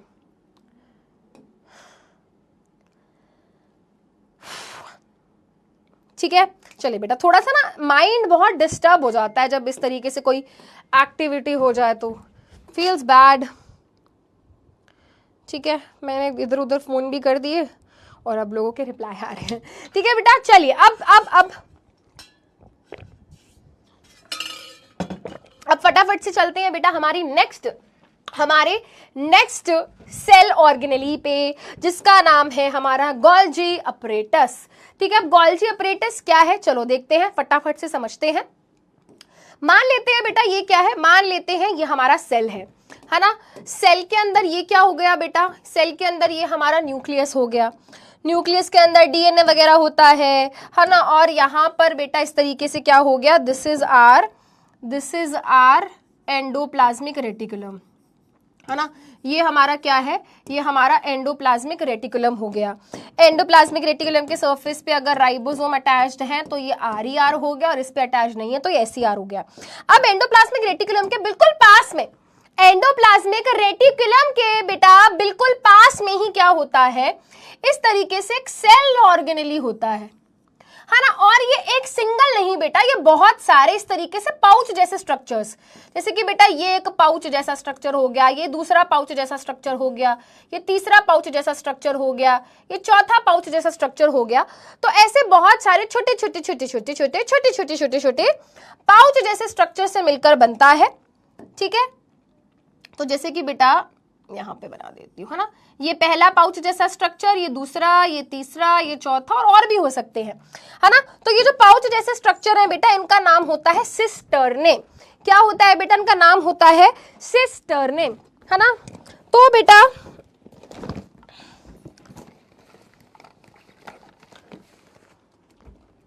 जैसे मान लो बेटा ये क्या है, ये एक पाउच है ना, ये एक पाउच है ना, इसमें सामान है, तो ये एक पाउच हो गया, ये एक पाउच हो गया। तो एक ऐसा पाउच, फिर एक और पाउच, फिर तीसरा पाउच। देखो डायग्राम देखो बेटा, एनसीईआरटी के अंदर देखो बेटा, एनसीईआरटी के अंदर ये डायग्राम दिया हुआ है ना। ये थैले जैसा स्ट्रक्चर, ये पाउच जैसा स्ट्रक्चर नहीं है, देखो बेटा आप इसको देखो, पाउच जैसा स्ट्रक्चर, पाउच जैसा स्ट्रक्चर, पाउच जैसा स्ट्रक्चर। एंड अगर हम चाहें तो हम यहाँ पे फटाफट से ना एक डायग्राम भी देख सकते हैं 9th क्लास में। Golgi, do we have a Golgi apparatus का diagram? Do we have a Golgi apparatus का diagram? No, we don't have Golgi apparatus का डायग्राम। ये रहा, है ना। तो अगर आप ध्यान से देखोगे बेटा, देखो आपको पाउच जैसे स्ट्रक्चर्स दिख रहे हैं, देखो देखो अंदर, है ना, थैले जैसा, अंदर देखो बेटा, थैले जैसा पाउच जैसा स्ट्रक्चर है। तो ये जो पाउच जैसे स्ट्रक्चर्स हैं बेटा, इनको बोलते हैं सिस्टर्ने। क्या बोलते हैं बेटा, इनको बोलते हैं सिस्टर्ने। देखो ये पहला पाउच, दूसरा पाउच, तीसरा पाउच, चौथा पाउच। तो ऐसे पाउच जैसे स्ट्रक्चर्स होते हैं, ऐसे पाउच जैसे स्ट्रक्चर्स होते हैं, एक के ऊपर एक के ऊपर एक के ऊपर एक, है ना। तो इन्हीं से मिलकर क्या बनता है बेटा, हमारा पूरा एक सेल ऑर्गेनेली बनता है, जिसका नाम होता है गोल्जी अपरेटस, ठीक है। तो बेटा ये 1 2 3 4 ये सब क्या है, ये पाउच जैसे स्ट्रक्चर है। हर पाउच जैसे स्ट्रक्चर का नाम होता है सिस्टर्ने। और जब एक के ऊपर एक रखे जाते हैं बेटा ये पाउच जैसे स्ट्रक्चर, तो जो पूरी सेल ऑर्गेनेली बनती है उसको हम बोलते हैं गोल्जी बॉडी या फिर गोल्जी अपरेटस, कुछ भी बोल सकते हैं, दोनों टर्म्स करेक्ट हैं।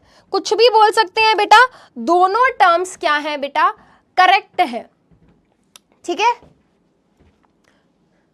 ठीक है। नहीं बेटा छुट्टी तो अभी नहीं होने वाली, बिल्कुल भूल जाओ, कोई छुट्टी वट्टी नहीं होने वाली है ना। मैं चैट भी बंद कर रही हूँ अभी, हमारा ऑलरेडी 10 मिनट्स वेस्ट हो गए हैं। हफ्ते में एक ही क्लास हो पा रही है बेटा, ऐसे कैसे पूरा हो पाएगा? ठीक है, तो हमने क्या पढ़ा कि हमारा एक सेल ऑर्गेनेली है जिसका नाम गोल्जी अपरेटस है। अपरेटस मतलब छोटी छोटी चीजों से मिलकर बना हुआ ना। तो आप ऐसे सोचिए, ये एक पाउच है ना, ये एक पाउच सिस्टर्ने है, दूसरा पाउच दूसरा सिस्टर्ने, तीसरा पाउच तीसरा सिस्टर्ने, है ना, चौथा पाउच चौथा सिस्टर्ने। तो ऐसे बेटा बहुत सारे सिस्टर्ने, ऐसे बहुत सारे पाउच पाउच पाउच पाउच इकट्ठे हो जाते हैं और जो स्ट्रक्चर बनता है बेटा उसको क्या बोलते हैं? उसको बोलते हैं गोल्जी अपरेटस। उसको क्या बोलते हैं बेटा? Golgi apparatus. अब ये गोल्जी अपरेटस, ये गोल्जी मौसी का काम क्या है? अच्छा, आपको पता है इस सेल ऑर्गेनेली का जो नाम है साइंटिस्ट के नाम पे पड़ा है, साइंटिस्ट के नाम पे पड़ा है ना। हमारे एक साइंटिस्ट थे जिनका नाम था कैमिलियो गोल्जी, या गोल्गी बोलते हैं बहुत लोग। उन्होंने पहली बार इनको ऑब्जर्व किया था सेल में, तो उनके नाम पे क्या कर दिया बेटा? उनके नाम पे क्या कर दिया बेटा? इसका नाम रख दिया गया। और वो पता है क्या कर रहे थे? वो आउल, जिसको उल्लू बोलते हैं, है ना, आउल के नर्व सेल को स्टडी कर रहे थे, है ना। आउल का एक नर्व का सेल वो ऐसे ऐसे ऐसे ऐसे बैठ के देख रहे थे माइक्रोस्कोप में। तो उनके सेल के अंदर उनको कुछ इस तरीके के स्ट्रक्चर दिया और उन्होंने ही उनका नाम, उनके नाम, उनको ऑनर करने के लिए इसका नाम रख दिया गया गोल्जी अपरेटस। चलो बेटा, इनका काम क्या है ना, मुद्दे की बात है, इनका काम क्या है ना। तो बहुत सारे फ्लैटन मतलब चपटे, सैक मतलब बैग जैसे स्ट्रक्चर्स, पाउच जैसे स्ट्रक्चर से मिलकर बना होता है जिसका नाम सिस्टर्ने है। ये क्या है बेटा? पोस्ट ऑफिस की तरह काम करते हैं। They act as a post office. अब पोस्ट ऑफिस का मतलब क्या है? देखो बेटा, मान लो तुम्हें कोई चिट्ठी पहुंचानी है ना, अपने ऐसे किसी दोस्त को जो बहुत दूर है ना। तुम मान लो बेटा तुम दिल्ली में रहते हो और तुम्हें कन्याकुमारी में बेटा अपने किसी दोस्त को क्या है, चिट्ठी पहुंचानी है ना। हैंड रिटन लेटर देना है ना, हम व्हाट्सएप कर देंगे, नहीं बेटा तुम्हें चिट्ठी ही पहुंचानी है। तो अब बेटा ऐसा तो है नहीं कि तुम चिट्ठी विट्ठी लिख के, है ना, ऐसा तो है नहीं बेटा कि चिट्ठी लिखोगे और कहोगे मम्मी मैं आ रहा हूं अपने दोस्त को चिट्ठी देकर, ऐसा नहीं है ना। तो अब आप जा नहीं सकते हो उतना दूर, तो आप क्या करोगे? तो मैम मैं काम करूंगा, अपनी इस चिट्ठी को मेरे घर के पास जो भी पोस्ट ऑफिस है वहां पर दे आऊंगा, वहां से वो उठाकर उसको वहां पहुंचा देंगे। कहां? कन्याकुमारी, राइट। तो आप क्या करोगे? आप नियरेस्ट अपने घर के पोस्ट ऑफिस के पास जाओगे, अपनी चिट्ठी वहां जमा कराओगे और अब फिर जाने पोस्ट ऑफिस वाले भैया जो करेंगे वो करेंगे, है ना। तो आपने क्या किया बेटा? आपने क्या किया? अपना सामान पोस्ट ऑफिस में पहुंचा दिया। अब पोस्ट ऑफिस वाले क्या करते हैं? आपकी उस चिट्ठी को आपकी जो डेस्टिनेशन है वहां तक पहुंचा कर आते हैं। जस्ट बिल्कुल वैसे ही गोल्जी बॉडी क्या है बेटा? काम करता है। तो बेसिकली होता क्या है बेटा? ध्यान से सुनेंगे। हमारे स्मूथ एंडोप्लाज्मिक रेटिकुलम में क्या बनते हैं बेटा? लिपिड्स बनते हैं। हमारे रफ एंडोप्लाज्मिक रेटिकुलम में क्या है बेटा? प्रोटीन्स बनते हैं। तो अब बेटा ये प्रोटीन एंड लिपिड क्या है बेटा? सेल में इधर उधर जाना चाहते हैं, ठीक है। अब एंडोप्लाज्मिक रेटिकुलम बेटा बिल्कुल तुम्हारी तरह है, खुद तो नहीं जा सकता सारी जगह पे छोड़ने इनको, तो वो क्या कर देता है बेटा? वो अपने लिपिड्स एंड प्रोटीन्स को गोल्जी मौसी के पास भेज देता है, गोल्जी अपरेटस के पास भेज देता है, ठीक है। वो इस प्रोटीन को गोल्जी अपरेटस के पास भेज देता है। और जब ये एक बारी बेटा, है ना, जब ये एक बारी गोल्जी के पास आ गए तो गोल्जी बॉडी, गोल्जी अपरेटस क्या करता है? उनको मॉडिफाई करता है। मॉडिफाई का बेटा आप मतलब ऐसे समझ सकते हो, मान लो बेटा आपने सोचा कि अरे यार अब मैं तो सरप्राइज करूंगा, है ना, अपने छोटे बहन भाई को बर्थडे का केक बनवाता हूँ, है ना। तो बेटा जैसे आप बेकरी में जाओगे तो आप देखो बेकरी में केक बना दिया शेफ ने, ठीक है। अब उसका काम सिर्फ इतना ही है। अब क्या होगा बेटा? बाद में कुछ लोग आएंगे जो उसकी सजावट करेंगे, है ना। बाद में कुछ लोग आएंगे जो उसके ऊपर लिखेंगे हैप्पी बर्थडे टू यू, है ना, उसके ऊपर नाम लिखा जाएगा, उसकी सजावट होगी, है ना। तो ये काम मॉडिफिकेशन का है। जैसे बेटा लड़कों को पता होगा गाड़ी तो खरीद ली, अब क्या करेंगे? अब शीशा काले करा लेंगे, अलॉय व्हील लगवा लेंगे, है ना, स्टीरियो लगवा लेंगे, स्पीकर लगवा लेंगे। तो गाड़ी वही है बट उसको थोड़ा और क्या कर दिया है, उसके अंदर और चीजें ऐड कर दी है। तो सेम चीज बेटा, ये लिपिड और ये प्रोटीन गोल्जी के पास जाते हैं और गोल्जी बॉडी के अंदर क्या होता है? उन प्रोटीन्स एंड लिपिड्स का क्या है? मॉडिफिकेशन होता है, उनको सॉर्ट किया जाता है कि अच्छा भाई, जैसे कि मान लो बेटा आप ऐसे सोचो, जैसे आपने अपने दोस्त को चिट्ठी पहुंचानी थी तो आप पोस्ट ऑफिस में दे आए, ऐसे ही बेटा ना जाने कितने हजार लोगों को अपनी चिट्ठी पहुंचानी थी, तो वो सब पोस्ट ऑफिस में दे आते हैं। तो वहां पे सॉर्ट किया जाता है कि भाई ये सभी चिट्ठियां यूपी में जानी है, ये सभी लेटर्स को तमिलनाडु में जाना है, इन सभी लेटर्स को मुंबई जाना है। तो उनको सॉर्ट किया जाता है कि भाई ये सब वहां की चिट्ठियां हैं, ये सब वहां की चिट्ठियां हैं, तो उनको अलग अलग सॉर्ट किया जाता है। वैसे ही बेटा हमारे गोल्जी अपरेटस के पास बहुत सारे प्रोटीन्स एंड लिपिड्स आते हैं, तो यहीं पर आके उनको पहले मॉडिफाई करते हैं, फिर उनको सॉर्ट करते हैं, और फिर बेटा उनको पैक करते हैं, है ना, उनको पैक करते हैं और फिर बेटा पहुंचा देते हैं जहां पर भी इनको पहुंचाना होता है, वहां जाकर उनको रिलीज करा देते हैं। ठीक है, वेसिकल्स का मतलब क्या है बेटा? छोटे छोटे थैले होते हैं, छोटे छोटे थैले होते हैं। मान लो बेटा ये लिपिड हमारे स्मूथ एंडोप्लाज्मिक रेटिकुलम में बना था, गोल्जी मौसी के पास आया, गोल्जी अपरेटस के पास आया, गोल्जी अपरेटस ने उसको क्या किया, अच्छे से मॉडिफाई कर दिया, सजा दिया, सवार दिया, सब कुछ कर दिया। अब मान लो बेटा ये लिपिड प्लाज्मा मेम्ब्रेन के पास जाना चाहता है, तो यहां से बेटा जब ये निकलेगा तो इसको बेटा एक इस तरीके के थैले के अंदर पैक करके भेजा जाएगा। ऐसे नहीं भेजा जाएगा, इसको एक थैले के अंदर पैक करके भेजा जाएगा। बेटा जैसे कि मान लो आप किसी को गिफ्ट देते हो, है ना, अरे मैम देते वेते नहीं है, सिर्फ लेते हैं, ठीक है बेटा।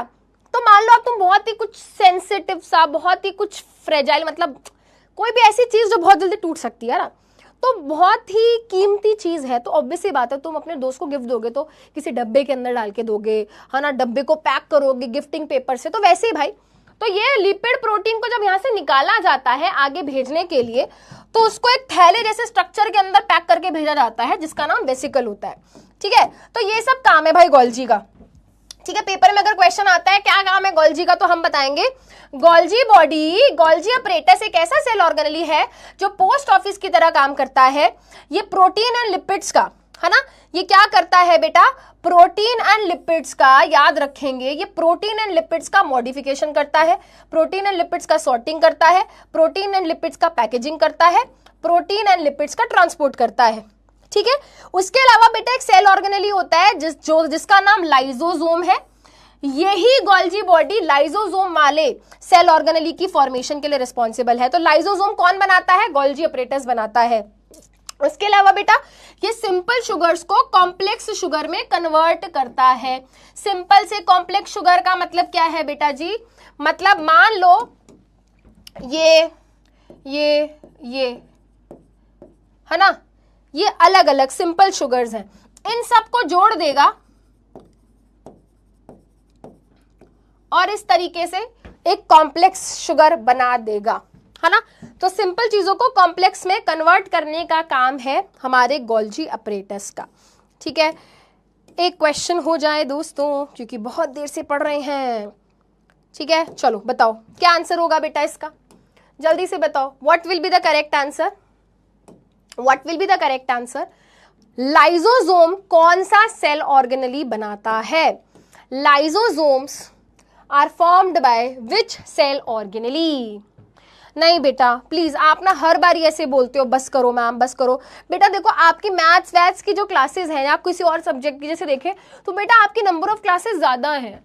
बच्चा हम सिर्फ एक बार ही मिल रहे हैं यार हफ्ते में, ठीक है। अब उसमें बातें भी करनी है, उसमें पोल भी करना है, उसमें पढ़ना भी है, ऐसे कैसे मैनेज हो पाएगा?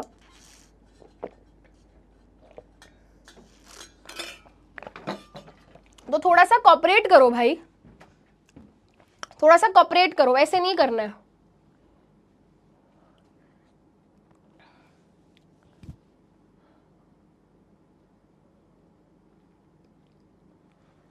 बायो पढ़ने में मजा नहीं आ रहा है क्या यार? मजा नहीं आता क्या क्लास में मेरी? है एंड करने को बोल देते हो। तो बेटा यहाँ पर सही आंसर क्या है? गोल्जी अपरेटस है। इतने सारे मैं तुम्हें पोल कराती हूँ, है 3D मॉडल्स दिखाती हूँ, फिर भी तुम बोर हो रहे हो। चलो ठीक है, चलो चलो post office of the cell किसको बोलते हैं? लाइजोसोम को, माइटोकॉन्ड्रिया को, गोल्जी अपरेटस को, क्लोरोप्लास्ट को। तो गोल्जी अपरेटस को क्या है बोला जाता है? Post office of the cell.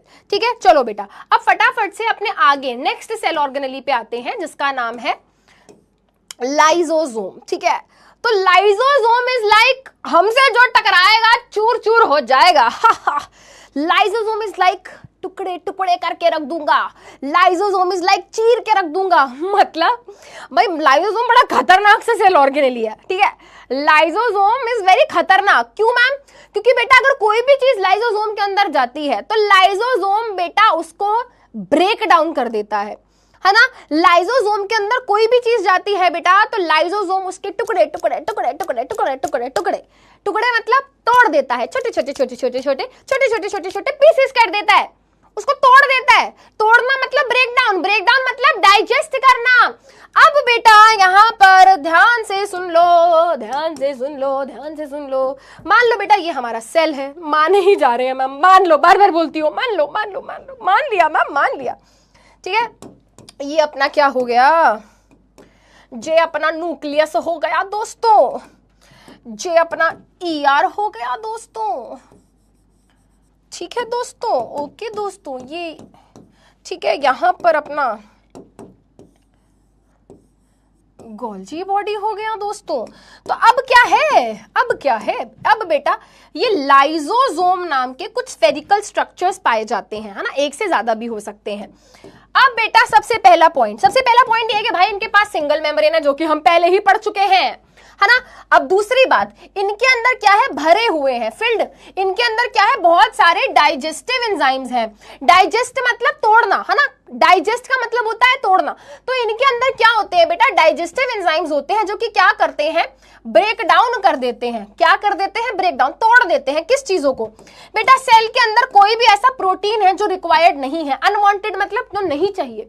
Cell के अंदर बेटा कोई भी कार्बोहाइड्रेट है, सेल के अंदर कोई भी फैट है, सेल के अंदर बेटा कोई भी ऐसा सेल ऑर्गेनेली है जो बूढ़ा हो गया है या डैमेज हो गया है, तो वो सारी चीजें बेटा लाइसोसोम के अंदर जाती हैं। और लाइसोसोम के अंदर बेटा ऐसे क्या होते हैं?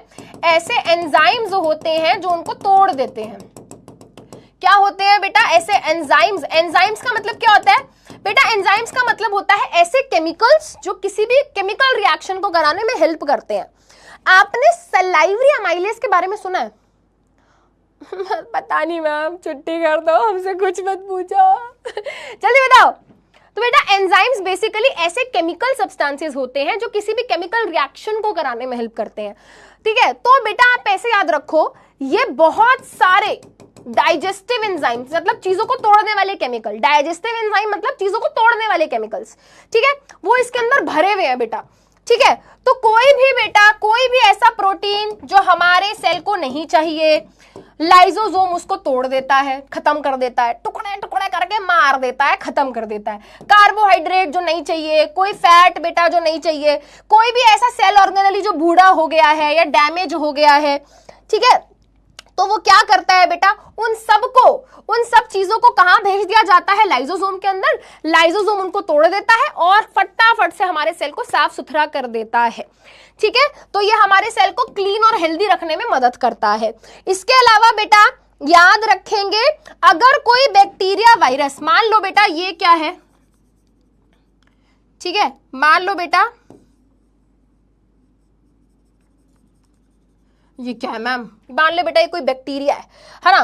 तो अगर मान लो कोई बैक्टीरिया वायरस हमारे सेल के अंदर घुस गया है, तो ये लाइसोसोम बेटा उसको भी खा जाता है मतलब उसको भी तोड़ देता है, उसको भी मार देता है, ठीक है। तो हमारे लाइसोसोम होते हैं ना बेटा, हमारे लाइसोसोम्स जो होते हैं सेल के अंदर, वो बैक्टीरिया वायरस को खा जाते हैं, उनको भी मार देते हैं, तो यानी कि प्रोटेक्शन में भी हेल्प कर रहा है, ठीक है। अच्छा, इसके अलावा बेटा, है ना, इसके अलावा हमारे लाइसोसोम के लिए बेटा एक शब्द बहुत फेमस है जिसको हम बोलते हैं suicide bags of the cell. Suicide bag, हम सुसाइड का मतलब तो वो होता है ना जब खुद को मार ले, एग्जैक्टली। मान लो बेटा हमारे सेल के अंदर कुछ गड़बड़ हो गई है। गड़बड़ बोले तो गाइस मान लो यहां से ER डैमेज हो गया है, न्यूक्लियर मेम्ब्रेन डैमेज हो गई है, गोल्जी डैमेज हो गया है ना, और हमारा सेल बेचारा मरने ही मतलब इसको बचाना पड़ेगा, तो पता ही क्या करता है ये बेटा? अपने पूरे सेल को ही मार देता है। मतलब मान लो बेटा, आपको ऐसे मैं बताती हूँ, ऐसे सोचो, मान लो बेटा ये एक सेल है, ये एक सेल है, ये एक सेल है, ये एक सेल है, ये एक सेल है, और क्या है भाई? ये एक सेल है। अब हो क्या गया है, मान लेते हैं बेटा इस सेल के अंदर इन्फेक्शन हो गया है, इस सेल के अंदर इन्फेक्शन हो गया है, ये सेल्स अभी क्या है, healthy healthy healthy healthy healthy. अब बेटा हमारी बॉडी ये चाहती है कि ये इन्फेक्शन ना फैले, हमारी बॉडी क्या चाहती है, हमारी बॉडी चाहती है भाई ये इन्फेक्शन ना फैले, ये इन्फेक्शन ना फैले। तो इस केस में क्या होगा बेटा, हमारे इस वाले सेल के जो लाइजोसोम्स होंगे ना बेटा, इस वाले सेल के जो लाइजोसोम्स होंगे वो क्या करेंगे बेटा, ठीक है, वो वाले लाइजोसोम्स क्या करेंगे बेटा, digest own cell, digest its own cell, अपने ही सेल को डाइजेस्ट कर लेंगे। डाइजेस्ट का मतलब ब्रेक डाउन कर देंगे, उसको मार देंगे। तो बेसिकली बेटा ये लाइजोसोम जो होगा अपने ही सेल को क्या कर देगा, मार देगा। अब होगा क्या बेटा, जब अपना ही सेल मर गया तो इन्फेक्शन आगे फैलेगा नहीं, और जब इन्फेक्शन आगे फैलेगा नहीं तो ये वाले सेल्स भी बच जाएंगे, ठीक है। तो इसीलिए बेटा क्या करते हैं हम, लाइजोसोम को सुसाइड बैग्स बोल देते हैं, क्योंकि बेटा ये अपने ही सेल को मार देता है कई बारी सेल को बचाने के चक्कर में, ठीक है, ठीक है।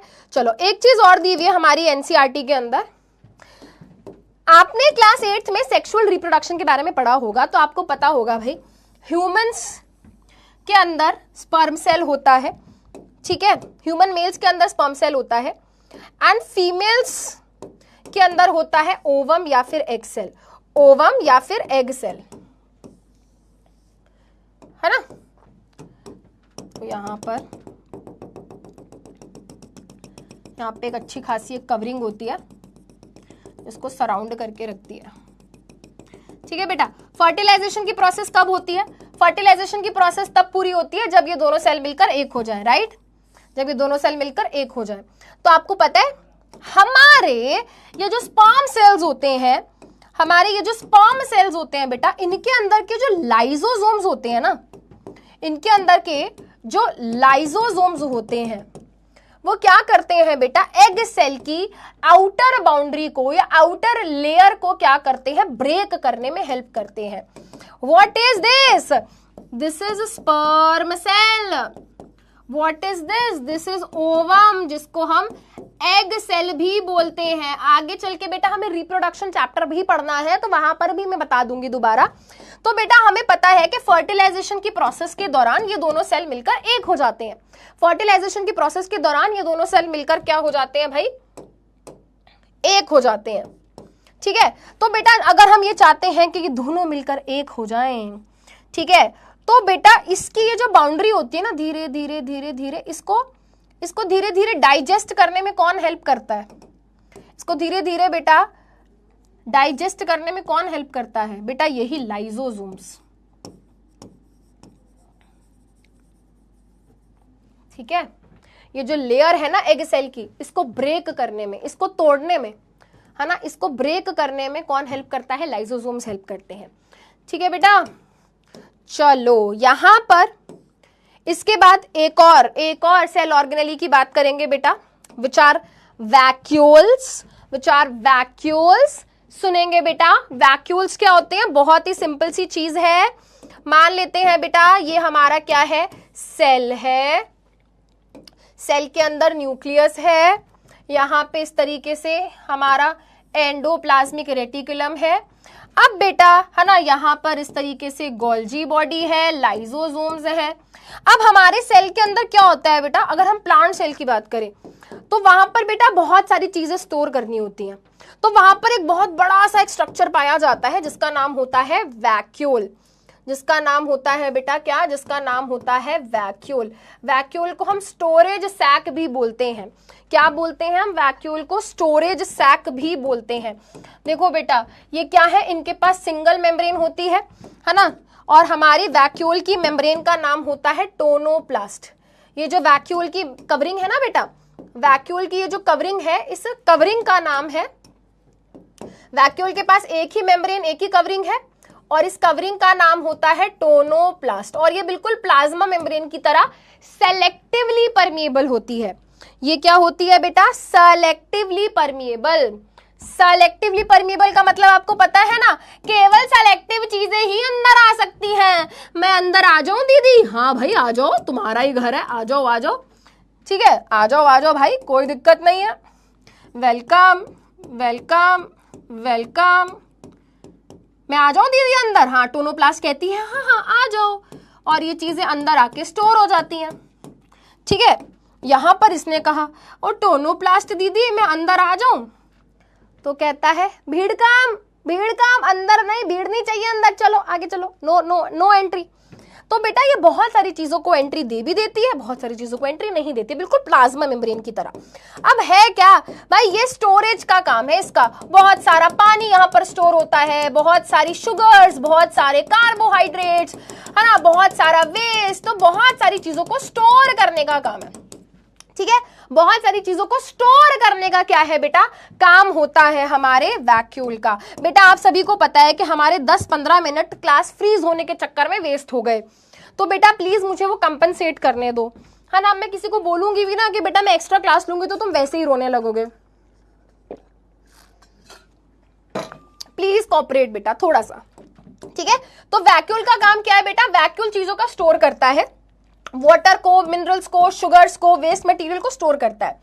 ठीक है, ये सभी चीजें बेटा, ये सभी चीजें जो इसके अंदर भरी हुई हैं, ये सभी चीजें बेटा जो इसके अंदर यहां पर भरी हुई हैं, है ना, उसको हम क्या बोल देते हैं, सेल सैप। क्या बोल देते हैं बेटा, सेल सैप। अरे बाप रे, है ना, क्या बोल देते हैं बेटा, इसके अंदर जो भरा हुआ है सामान, इसके अंदर जो भी सामान सारा भरा हुआ है उसको हम क्या बोल देते हैं, सेल सैप।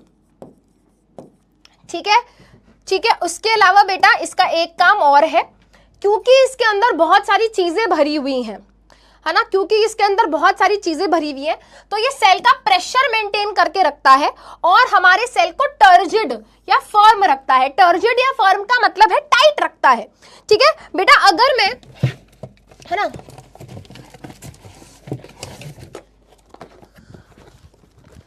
एक मिनट,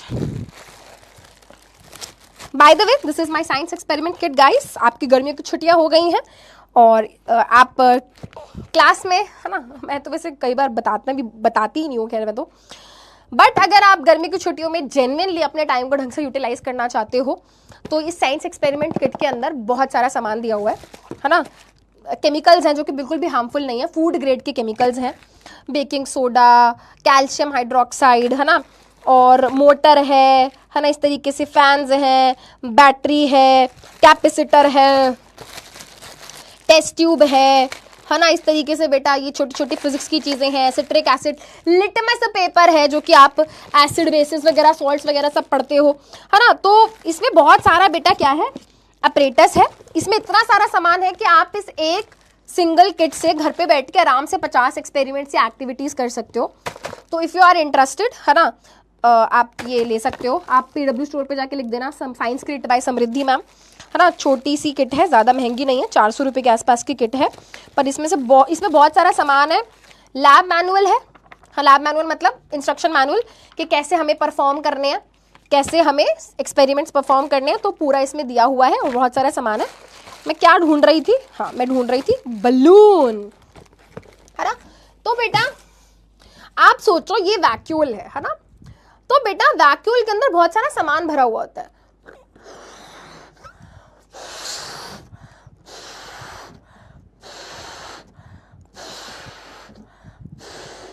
ठीक है, तो वैक्यूल इस तरीके से भरा रहता है। तो जब तक वैक्यूल के अंदर बेटा बहुत सारा पानी भरा हुआ है, बहुत सारी चीजें स्टोर्ड है, तो इस तरीके से वो ऐसे फूला रहता है। और जब तक वो ऐसे फूला रहता है बेटा, हमारे सेल की शेप भी क्या रहती है, मेंटेन रहती है, हमारे सेल का प्रेशर मेंटेन रहता है, हमारे सेल का सेल की जो फर्मनेस है, मतलब टाइटनेस है, फर्म मतलब टाइट, है ना, तो वो मेंटेन रहती है। ठीक है, so this is how vacuole helps. ठीक है, this is how vacuole helps. ठीक है, अब बेटा हमारे पास दो तरीके के सेल्स हैं, एक हमारा हो गया बेटा, एक हमारा हो गया प्लांट सेल और एक हमारा हो गया बेटा एनिमल सेल। ठीक है, एक हमारा हो गया प्लांट सेल, एक हो गया हमारा एनिमल सेल। मान लो बेटा ये न्यूक्लियस है, ये न्यूक्लियस है, ये न्यूक्लियस है, ये न्यूक्लियस है। हमारे प्लांट सेल के अंदर ना क्या होता है बेटा, एक ही वैक्यूल होता है बट बहुत बड़ा होता है, एक ही वैक्यूल होता है बट बहुत बड़ा होता है। ठीक है, और कई बारी बेटा ये इतना बड़ा होता है, कई बार इतना बड़ा होता है कि अप टू 90% सेल वॉल्यूम को घेर लेता है ना, मतलब न्यूक्लियस से बहुत ज्यादा बड़ा। एक ही वैक्यूल होगा बट काफी बड़ा होगा। एनिमल सेल के अंदर बेटा क्या होगा, एब्सेंट भी हो सकता है, ऐसा भी हो सकता है कि भाई एब्सेंट ही हो गया, है ही नहीं, ऐसा भी हो सकता है कि एब्सेंट हो गया, है ही नहीं, ठीक है। और अगर है तो ऐसा होगा कि भाई छोटे छोटे छोटे छोटे वैक्यूल्स,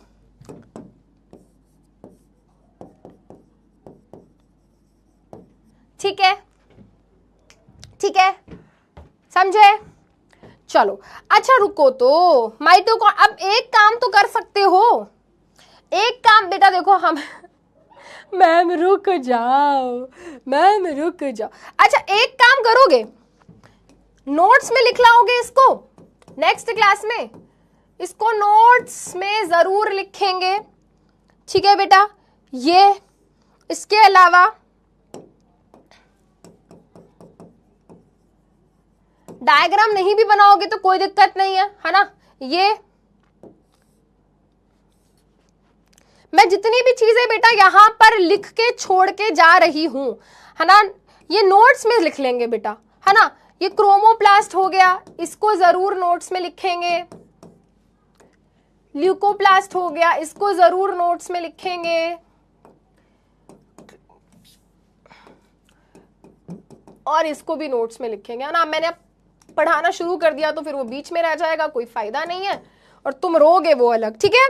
इतना काम कर लोगे बेटा, नोट्स में लिखोगे, हाँ वेरी गुड, ठीक है। चलो बेटा अब क्या, लाइसोसोम्स में क्या था, क्लोरोफिल नहीं, डीएनए नहीं, सेल सैप नहीं, आंसर क्या होगा बेटा, ऑप्शन बी डाइजेस्टिव एंजाइम्स, ठीक है। और इसके अलावा